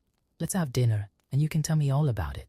During dinner, Aurora spoke passionately about everything she had witnessed, about Madame Maria and her loom, about the family in need, about the children in the orphanage. To her surprise, her father listened attentively, occasionally taking notes. "I'm proud of you, Aurora," he said at last. "Your mother always said that one day you would discover your true purpose as a princess. It seems that day has come." Later, by the lake, Aurora shared with Thaddeus the results of her conversation with the king. "He's agreed to set up a special fund to help families in need," she said excitedly. "And we're going to renovate the orphanage, eh?" "Easy, easy," laughed Thaddeus. "Rome wasn't built in a day. The important thing is that you're beginning to see beyond your own reflection." Aurora gazed at the lake water, watching her reflection ripple gently. "You know, Thaddeus, I'm beginning to understand why the kiss didn't work that first day. I wasn't the princess I needed to be." "And now," he asked, Now I know I still have a lot to learn, but I want to learn. I want to be better." The frog nodded in satisfaction. "That's exactly the kind of magic we're looking for. True transformation is not always visible to the eye." As the stars began to dot the night sky, Aurora realized that her life had changed irrevocably. Not because of a magical kiss or an enchantment, but because of something much more powerful, the discovery of her own heart. In the days that followed, Aurora established a new routine. Every morning, before the sun had even risen, she met Thaddeus at the lake to discuss the day's lessons. Her father, King Edward, noted with satisfaction the changes in his daughter, especially her growing concern for the well-being of the kingdom. "Today," announced Thaddeus on a particularly cool morning, "we're going to talk about promises and responsibilities." Aurora sat down on the grass, already accustomed to their morning conversations. "I've kept all the promises I've made recently," she defended herself. "Yes, and that's admirable," agreed the frog. "But today I want you to understand the weight of a royal promise. Do you know the history of your kingdom?" Aurora hesitated. She certainly knew the basic stories that her tutors had taught her, but she realized that she had never really been interested in the history of her people. "Perhaps not as well as I should," she admitted. "Then today you'll find out. Go to the royal library and look through the ancient records of the kingdom. There's one story in particular that you need to know." In the library, Aurora found Margaret organizing some books. Her lady-in-waiting smiled as she entered, a genuine smile, no longer the cautious one she used to give. "Margaret," Aurora called out, "how well do you know the history of the kingdom?" "Oh yes, Your Highness. My family has served the crown for generations." "What specific history are you looking for?" "Actually, I don't know exactly," Aurora confessed. "But something tells me I'll know when I find it." They spent the morning among ancient scrolls and books. Aurora discovered that, unlike what she had imagined, reading wasn't tedious when you were genuinely interested. It was then that she came across a particular record that caught her eye. "Margaret, look at this," she exclaimed. 100 years ago, there was a great drought in the kingdom. The people were starving and desperate. "Ah yes," nodded Margaret. "The Great Drought. That's when your great-great-grandmother, Queen Eleanor, took the Great Oath." Aurora read eagerly. Queen Eleanor had promised the people that as long as there was food in the castle, no citizen of the kingdom would go hungry. She turned part of the royal gardens into community gardens and set up a food distribution system that still worked today, although Aurora had never paid any attention to it. "That's why we have the royal barns," exclaimed Aurora, connecting the dots. "And the harvest festivals." "Exactly," smiled Margaret. "Every monarch since has renewed that oath. It's one of the kingdom's most important traditions." Aurora read on, discovering other promises made by her ancestors. Commitments to education, health protection. Each promise had changed the kingdom in some way. creating the structure she had always taken for granted. She returned to the lake with her head full of thoughts. Thaddeus was waiting patiently. "So," he said, "what have you discovered?" "I discovered that being royalty is not about privileges, but about responsibilities," she replied. "Every promise made by my ancestors has shaped the kingdom in some way." "And that makes you think about your own promises?" Aurora reflected on the promises she had made recently. To help Lady Mary, to support the family in need, to improve the orphanage. Yes, each promise is like planting a seed. It needs to be carefully cultivated. "Excellent analogy," Thaddeus approved. "And speaking of seeds, how's the community garden you started?" Aurora smiled, remembering the project she had started after her visit to the family in need. She had converted part of the castle's ornamental gardens into vegetable gardens, following her great-great-grandmother's example. "It's growing," she replied. "The children from the orphanage come to help every afternoon. It's amazing to see how proud they are when something they've planted starts to sprout." "And you? Do you feel proud?" "I do, but it's different from the pride I used to feel. Before it was about me, my looks or my talents. Now it's about seeing others grow, about making a difference." At that moment, a butterfly landed on the water lily next to Thaddeus. Aurora watched its colorful wings and thought about how she herself was transforming, not by magic, but through small daily changes. "Thaddeus," she began hesitantly, "about that first day, when you said you were a bewitched prince, was it true?" The frog looked at her with his enigmatic eyes. "What do you think?" "I think that perhaps the real curse wasn't your frog form, but my inability to see beyond appearances." "You're getting wiser every day, princess," he replied with a smile. Aurora spent the rest of the day revisiting the project she had started. At the orphanage, she helped the children with their lessons. She herself had insisted that they have regular teachers. In the community garden, she worked alongside the villagers, her once delicate hands now calloused by honest work. In the evening, over dinner with her father, she finally plucked up the courage to make a special request. "Dad," she began, "I'd like to take part in the next royal council. I want to better understand how decisions are made and how I can help improve the lives of our people." King Edward looked at her with surprise and pride. "Of course, my child. In fact, I've been waiting for you to ask." "Was I?" "Yes. You have shown a genuine interest in the kingdom and its responsibilities. It's time to start preparing you properly for your future role as queen." Aurora felt the weight of those words, but unlike a few weeks ago, she didn't feel scared. Instead, she felt ready to face the challenge. Later, in her quarters, Aurora wrote in her diary, a habit she had recently acquired. She recorded her discoveries about the history of the kingdom, her plans for the future, and her reflections on how she had changed. "Perhaps," she wrote, "the real magic is not in turning frogs into princes, but in turning hearts of stone into hearts that care." Autumn arrived in the kingdom, and with it a gentle change in the colors of the leaves that perfectly reflected the transformation Aurora had undergone. At her first royal council meeting, she surprised everyone with her insightful observations and practical suggestions for improving the lives of the citizens. "The princess has shown a wisdom beyond her years," one of the senior counselors commented to King Edward after the meeting. That afternoon, Aurora went to the lake as usual, but something was different. Thaddeus was not at his usual water lily. Worried, she searched among the water flowers and called his name several times. "Looking for someone?" A familiar voice sounded behind her, but it wasn't the friendly croak she was used to. Aurora turned and froze. In front of her stood a young man, tall and elegant, with eyes she would recognize in any form. The same piercing, gentle eyes as Thaddeus. "How?" she began, but the words failed her. "Remember what I said about true magic?" he asked, smiling. "It wasn't about kisses or instant enchantments.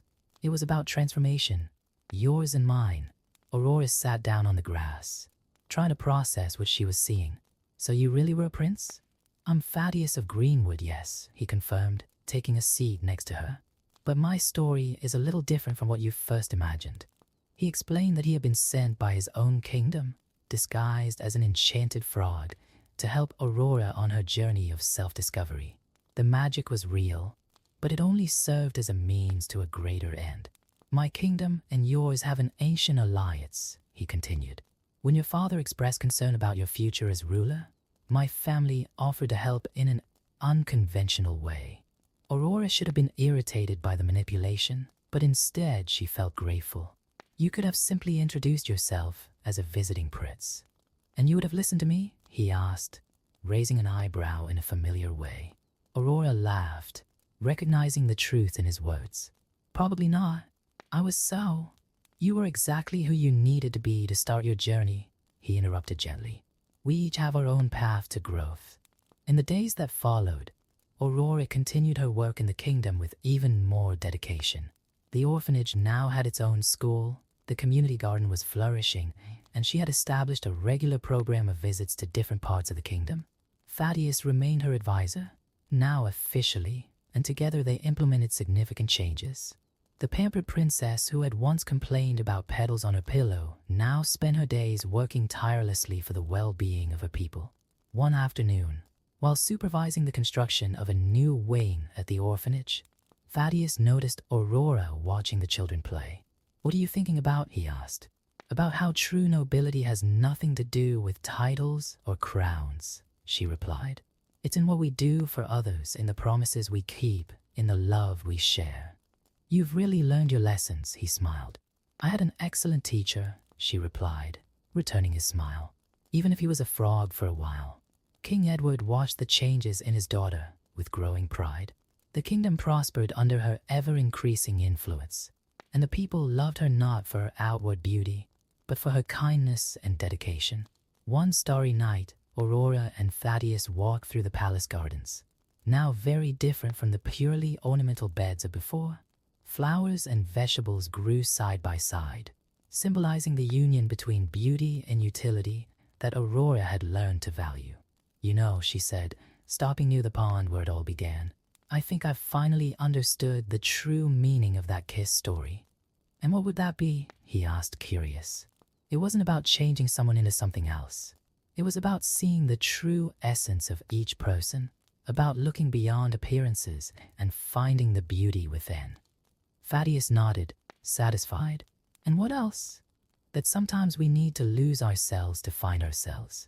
That true royalty is not in blood or title, but in actions and heart.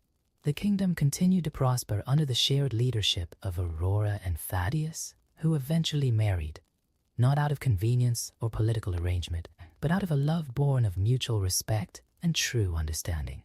And so the story that began with a kiss that wasn't magical ended with the most powerful magic of all, the transformation of a heart through love, compassion, and wisdom. The lake where it all began became a special place in the kingdom, where people went to reflect and find inspiration. And if anyone paid close attention, they might hear the distant croaking of a frog, reminding everyone that true magic lies not in instant transformations, but in the gradual changes we make to our lives and the hearts we touch along the way. The pampered princess who once existed was now just a distant memory, replaced by a wise and compassionate leader who understood that true nobility comes not from birth, but from the choices we make every day. And so our story ends, not with an instant happily ever after, but with the ongoing promise of growth, love, and transformation, the most powerful magic of all.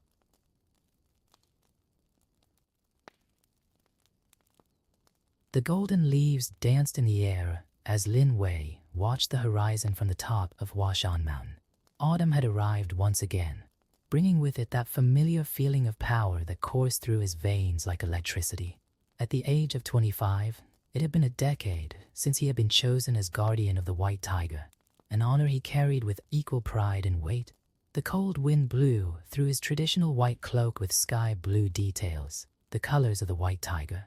His long black hair, partially tied up in a traditional bun, moved gently as he stood in silent vigil. The scars on his arms told stories of countless battles against shadow creatures who insisted on upsetting the balance between worlds. In the valley below, the small town of Huayan was beginning to awaken. The merchants were setting up their stalls in the market, and the smoke from the first meals of the day was rising from the roofs of the traditional houses. It was their duty to protect these people, even if they barely knew of their existence. The guardians of the white tiger had always operated in the shadows, an ancient order that dated back thousands of years. A sudden movement in the forest caught his attention. His eyes, endowed with extraordinary vision granted by the spirit of the white tiger, caught sight of a dark shape moving unnaturally among the trees. Another shadow demon, he thought, his muscles already preparing for the inevitable confrontation. Before he could move, a figure emerged from the forest at a run. It was a young woman, her brown hair flying in the wind as she ran desperately. Behind her, the creature from the shadows was gaining ground, a shapeless mass of darkness with glowing red eyes. Lin Wei didn't hesitate. In one fluid movement, he leapt off the cliff, his cloak fluttering like wings. The energy of the white tiger flowed through him, allowing his body to perform feats beyond human limits. He landed between the young woman and the demon, his hands already tracing the ancient symbols of power in the air. "Stay behind me," he ordered the girl, who stopped panting, her eyes wide with fear and surprise. The shadow demon advanced, its claws of darkness slicing through the air. Lin Wei moved with the grace of a dancer and the precision of a trained warrior. Silver energy emanated from his hands as he counterattacked, each blow charged with the sacred power of the white tiger. The fight was intense but brief. With one last powerful blow, Lin Wei dispersed the creature into fragments of shadow that dissipated into the autumn air. He then turned to the young woman, who was looking at him with a mixture of admiration and curiosity. "Are you hurt?" he asked, keeping a respectful distance. "No, thanks to you," she replied, catching her breath. "My name is Mei Ling Ai. I've never seen anything like what you did." Lin Wei felt something strange in his chest, a sensation he hadn't experienced for a long time. As a guardian, he had been trained to avoid emotional connections. But there was something about the way Mei Ling looked at him that disturbed him deeply. "You should go back to the city," he said, his voice taking on a more formal tone. "It's not safe to wander alone in the forest, especially during the fall." "Wait," she called as he turned to leave. "You're one of them, aren't you? A guardian of the white tiger? The stories my grandmother tells? Are they true?" Lin Wei stopped, feeling the weight of that question. The stories were more than legends. They were warnings for mortals and guardians alike. His master, the former guardian Chan, had always warned him about the dangers of getting too close to the mortals he was supposed to protect. "Some stories are better left as stories," he replied enigmatically. But before he could leave, a sinister energy permeated the air. The wind changed direction, bringing with it a smell of rot and death. Lin Wei realized immediately the shadow demon was not alone. It was just a scout for something much bigger and more dangerous. On the horizon, dark clouds began to form unnaturally, swirling in a pattern he recognized from ancient scriptures. Something was emerging, something that shouldn't be in this realm. "Mei Ling, you need to tell me exactly what happened before you met that shadow demon." He spoke urgently, breaking his own protocol of non-involvement. The young woman trembled slightly, hugging her own body. "I was visiting the ancient temple in the mountains. I found a strange object, a kind of medallion with symbols that seemed alive. When I touched it, it began to glow, and then that thing appeared." Lin Wei felt her blood run cold. The medallion she was describing matched the sacred artifacts her master had mentioned in his teachings. Relics from an earlier time, when the boundaries between the realms were more tenuous. The sky continued to darken, and Lin Wei could feel the power of the white tiger reacting within him, warning him of the imminent danger. He was faced with an impossible choice: keep his distance as his oath demanded, or get more deeply involved to prevent a greater catastrophe. The wind blew harder, bringing with it the distant sound of a roar that didn't belong in this world. Lin Wei looked at Mei Ling, then at the stormy sky, and made his decision. Some rules, even the most ancient and sacred ones, sometimes had to be broken for the greater good. "Come with me," he finally said. "We need to find that medallion before it's too late. The balance between the kingdoms is in danger, and you could be the key to restoring it." As he led Mei Ling back through the forest, Lin Wei couldn't help but think about the consequences of his actions. Autumn had barely begun, and he could already sense that this was going to be a season like no other in his years as a guardian. Fate had placed in his path not only a threat to the balance of the kingdoms, but also a test for his own oath as guardian of the white tiger. The leaves continued to fall around him, golden and red, silent witnesses to the beginning of a journey that would forever change not only the fate of Lin Wei and Mei Ling, but possibly the balance of all the kingdoms. The path to the ancient temple was steep and treacherous, especially with the daylight rapidly fading under the stormy sky. Lin Wei kept up a steady pace, his heightened senses alert to any threat, while Mei Ling followed close behind. The wind now carried an even stronger smell of putrefaction, and occasionally, distant echoes of that supernatural roar cut through the air. The temple was just around that bend. Mei Ling pointed out, her voice trembling slightly. I should never have gone in there alone. My grandmother always said it was a sacred place. Lin Wei stopped abruptly, raising a hand in a sign of silence. His eyes, shining with a silver tinge, searched the shadows between the trees. The power of the white tiger flowed through him, revealing energies that mortal eyes could not see. The shadows around them seemed to move unnaturally, as if they were fabric being stirred by an invisible wind. There are more of them, he muttered, instinctively positioning himself in front of Mei Ling's shadow demons, at least a dozen. They're surrounding us. Mei Ling involuntarily grabbed the sleeve of Lin Wei's robe. The touch, however superficial, sent a wave of energy through the guardian's body. It was as if the white tiger's own spirit reacted to her proximity, something that had never happened before. The creatures emerged from the shadows simultaneously, their red eyes glowing with supernatural malice. They were larger and more corpulent than the first one they had encountered, their shapes vaguely reminiscent of walls made of liquid darkness. When I tell you, run to the temple, Lin Wei instructed, his voice calm but firm. Don't look back, don't stop. I need you to find the medallion. Before Mei Ling could protest, Lin Wei moved in a blur of white and silver. His energy exploded in a protective circle around them, forcing the demons to retreat. Now, Mei Ling hesitated for a split second before shooting towards the temple. Lin Wei engaged the creatures in a deadly dance, his movements as fluid and precise as flowing water. Silver energy emanated from his hands, cutting through the shadows like blades of light. But something was wrong.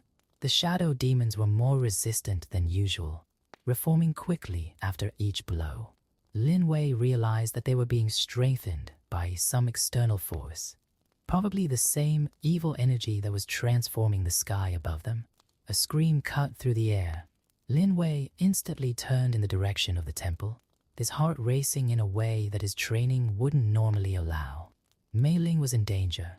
With a roar that carried the essence of the white tiger itself, Lin Wei released a burst of energy that momentarily dispersed the demons around him. Taking advantage of the opening, he ran towards the temple, his legs propelled by supernatural power. The temple was an ancient structure of stone and wood, partially covered by vegetation. Mei Ling was in the inner courtyard, cornered by a figure that made Lin Wei freeze in his tracks.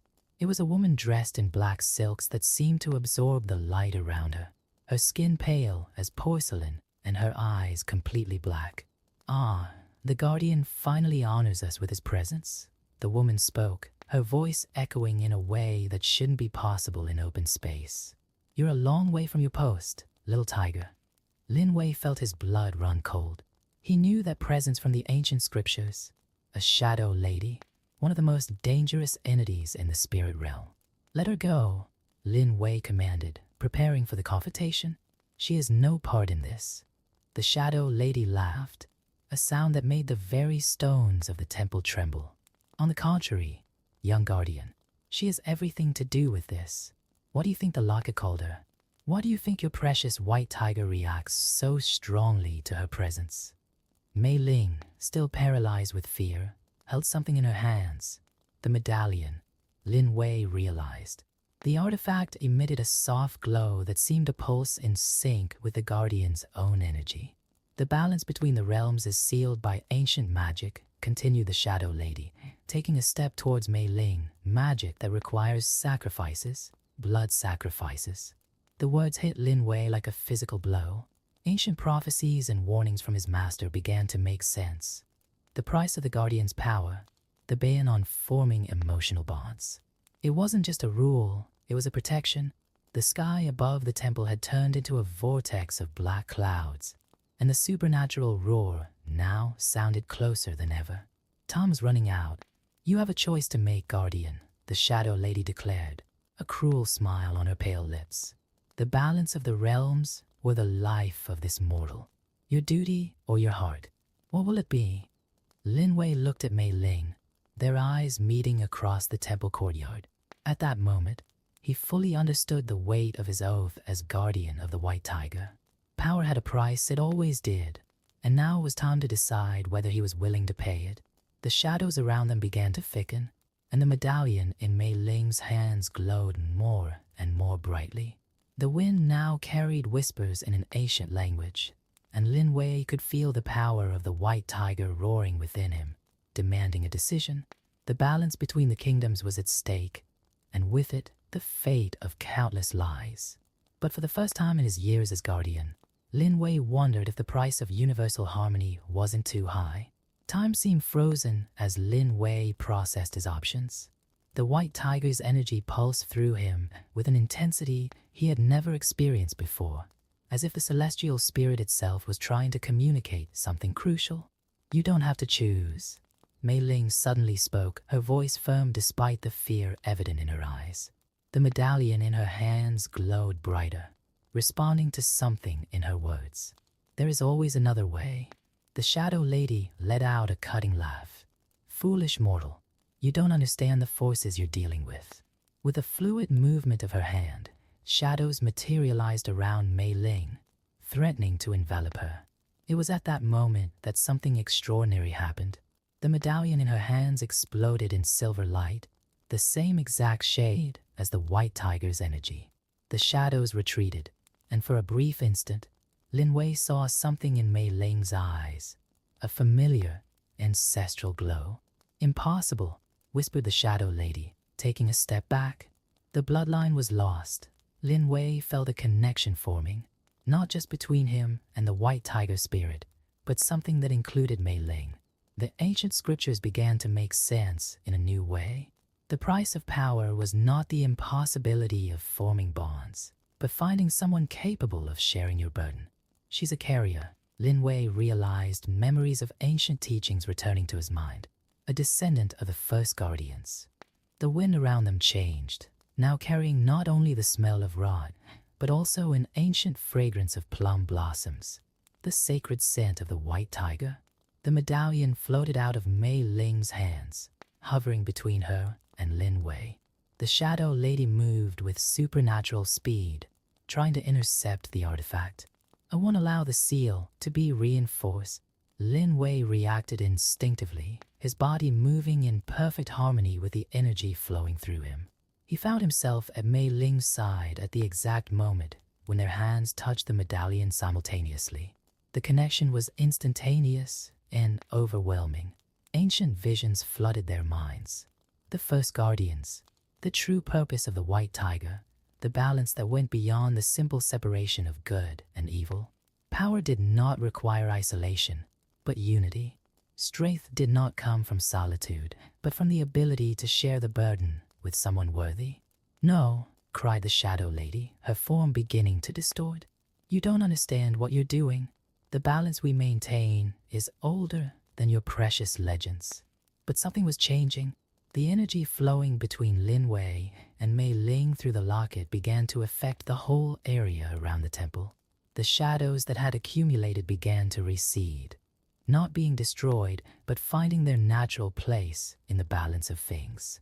"True balance," said Mei Ling, her voice carrying an ancient wisdom that seemed to come from her own origins, "lies not in separation, but in the harmony between light and shadow." Lin Wei felt the power of the White Tiger resonate with these words. Her white robe began to glow with ancient symbols she had never seen before, while Mei Ling's simple clothes also transformed, acquiring patterns complementary to her own. The Shadow Lady watched with a mixture of anger and fascination. You don't know what you've unleashed. There are reasons why we keep the kingdoms apart, reasons beyond your comprehension. Then help us understand, replied Lin Wei, extending a hand towards him. True balance cannot be maintained through fear and separation. The sky above them continued to spin in its supernatural vortex, but now patterns of light were beginning to form among the dark clouds. The roar that had once sounded menacing now sounded more like a call, something ancient awakening from a long slumber. Mei Ling squeezed Lin Wei's hand, her fingers entwined around the medallion. We need to complete the ritual, she said, ancient words surfacing in her mind like memories long forgotten. The true seal is not meant to separate the realms, but to allow them to coexist in harmony. The Shadow Lady watched, her power floating around her like a living cloak. You can't undo thousands of years of tradition on the basis of a momentary epiphany. We're not undoing it, Lin Wei replied, his voice carrying the authority of the white tiger. We are remembering, restoring what has been forgotten. The medallion between them began to pulsate with a rhythm reminiscent of a heartbeat, each pulse sending out waves of energy that affected the very fabric of reality around them. The walls of the ancient temple began to reveal long-hidden inscriptions, telling a different story from the one Lin Wei had learned. The truth about the guardians of the white tiger was more complex and more beautiful than any of them had imagined. They were not just lone warriors meant to guard the border between worlds, but part of a wider system of balance that required both strength and connection. The supernatural roar sounded once again, closer than ever, and this time Lin Wei and Mei Ling understood its meaning. It wasn't a threat, but a wake-up call, the very spirit of the white tiger manifesting itself in a way that hadn't happened for generations. The transformation was just beginning, and with it a new understanding of what it meant to be a guardian was about to emerge. Autumn, the season of the white tiger, would witness a change that would affect not only the fate of Lin Wei and Mei Ling, but the very nature of the balance between the kingdoms. The air around the temple vibrated with ancient energy as the medallion continued to pulse between Lin Wei and Mei Ling. The Shadow Lady remained motionless, her black eyes reflecting the supernatural glow emanating from the two of them. The wind now carried a unique blend of scents, the decay of shadows mingling with the sacred perfume of plum blossoms. What you have begun cannot be stopped, declared the Shadow Lady, her voice taking on a different, almost resigned tone. But you must fully understand what is at stake. The inscriptions on the temple walls began to glow more brightly, and the visions flowing through the medallion became more vivid. Lin Wei and Mei Ling saw the first days of the world, when light and shadow danced in perfect harmony. They saw the moment when the balance was broken, not by malice, but by fear and misunderstanding.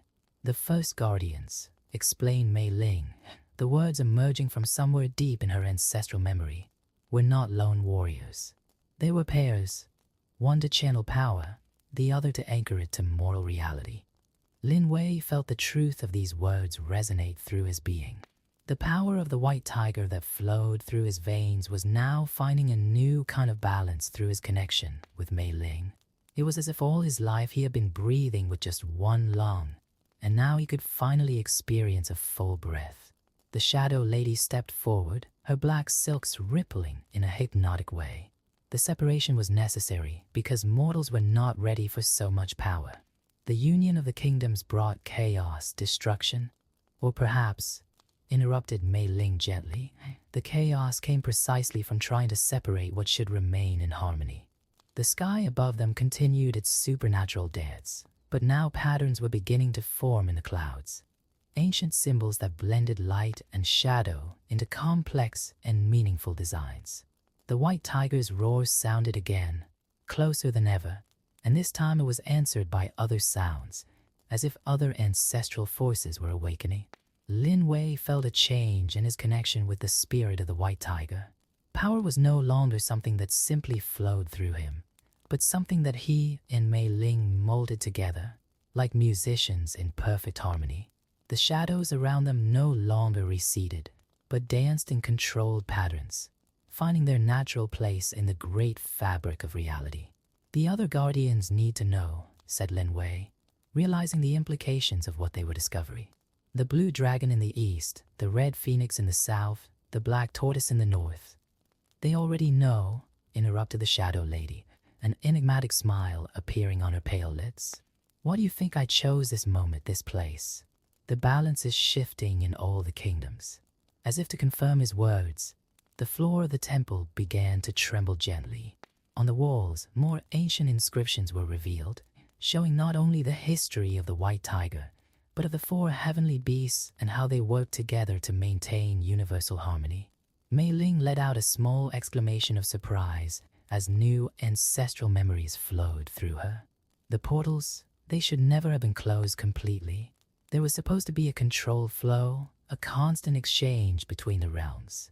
The energy emanating from the medallion began to spread in concentric ways, affecting the very fabric of reality around it. Shadows and light began to intertwine in complex patterns, creating a new kind of balance that didn't require the suppression of either side. The true power of the white tiger, Lin Wei understood, lies not in keeping the shadows at bay, but in ensuring that light and dark find their natural harmony. The Shadow Lady watched the transformation with eyes that seemed to contain eons of knowledge. "You understood faster than we expected. Maybe this generation really is ready." The supernatural roar sounded one last time, and now it was impossible to ignore its proximity. The air in the center of the temple courtyard began to ripple, as if reality itself was bending. A shape began to materialize, majestic, ancient, and terribly familiar. Lin Wei and Mei Ling watched in reverent silence as the figure of the white tiger took physical form for the first time in centuries. Its fur shone with a light of its own, and its eyes contained the wisdom of ages. When the celestial creature finally fixed its gaze on them, they both felt a connection that transcended words. "The cycle is complete," said the Shadow Lady, her own form beginning to change, revealing an older, more majestic appearance. And with it, a new era begins. The white tiger advanced towards Lin Wei and Mei Ling, each step leaving luminous impressions on the temple floor. The medallion between them pulsed one last time before dissolving into particles of light that were absorbed by their bodies. The power they had shared through the artifact now flowed freely between them, a permanent connection that transcended the need for physical objects.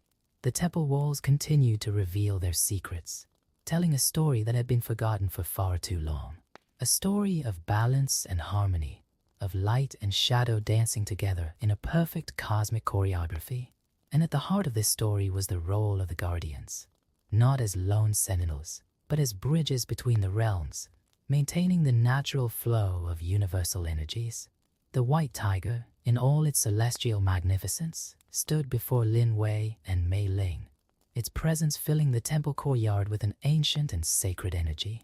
The creature lowered its majestic head, gently touching each of their foreheads with its luminous snout. At the moment of contact, an explosion of understanding flooded their minds. The memories of the first guardians flowed through them like a river of ancient knowledge. They saw how, at the beginning of time, the mortal and spiritual realms coexisted in perfect harmony, with the guardians and their bearers serving as natural mediators of this balance. Fear and misunderstanding had distorted this truth over the centuries, turning the guardians into lonely sentinels of a barrier that should never have existed. The Shadow Lady, now completely transformed into her true form, an ancient entity that seemed to be made of black stars and night velvet, moved to stand beside the white tiger. "The test is complete," his voice echoed with the depth of eons. "You have proved that this generation is ready to restore true balance." Lin Wei felt Mei Ling's hand squeeze his, and through their new connection, they shared not only power but also understanding. The isolation of the guardians was not a necessity, but a distortion that had weakened the very fabric of universal balance. The sky above the temple began to lighten, but not in the normal way. It was as if several layers of reality were becoming visible simultaneously. Through these layers, They could see other guardians and their bearers in different parts of the world, all experiencing similar revelations. The awakening is happening everywhere, explained the Shadow Lady.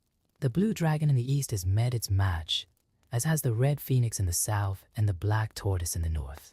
The cycle is complete, as foretold in the most ancient prophecies. The white tiger emanated a pulse of energy that made the inscriptions on the temple walls glow even brighter.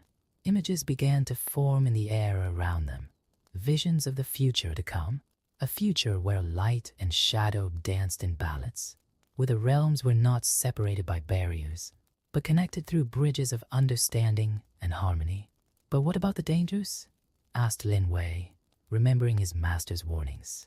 The creatures of the shadows, the demons, the white tiger turned its ancient eyes towards him, and through their connection, Lin Wei understood.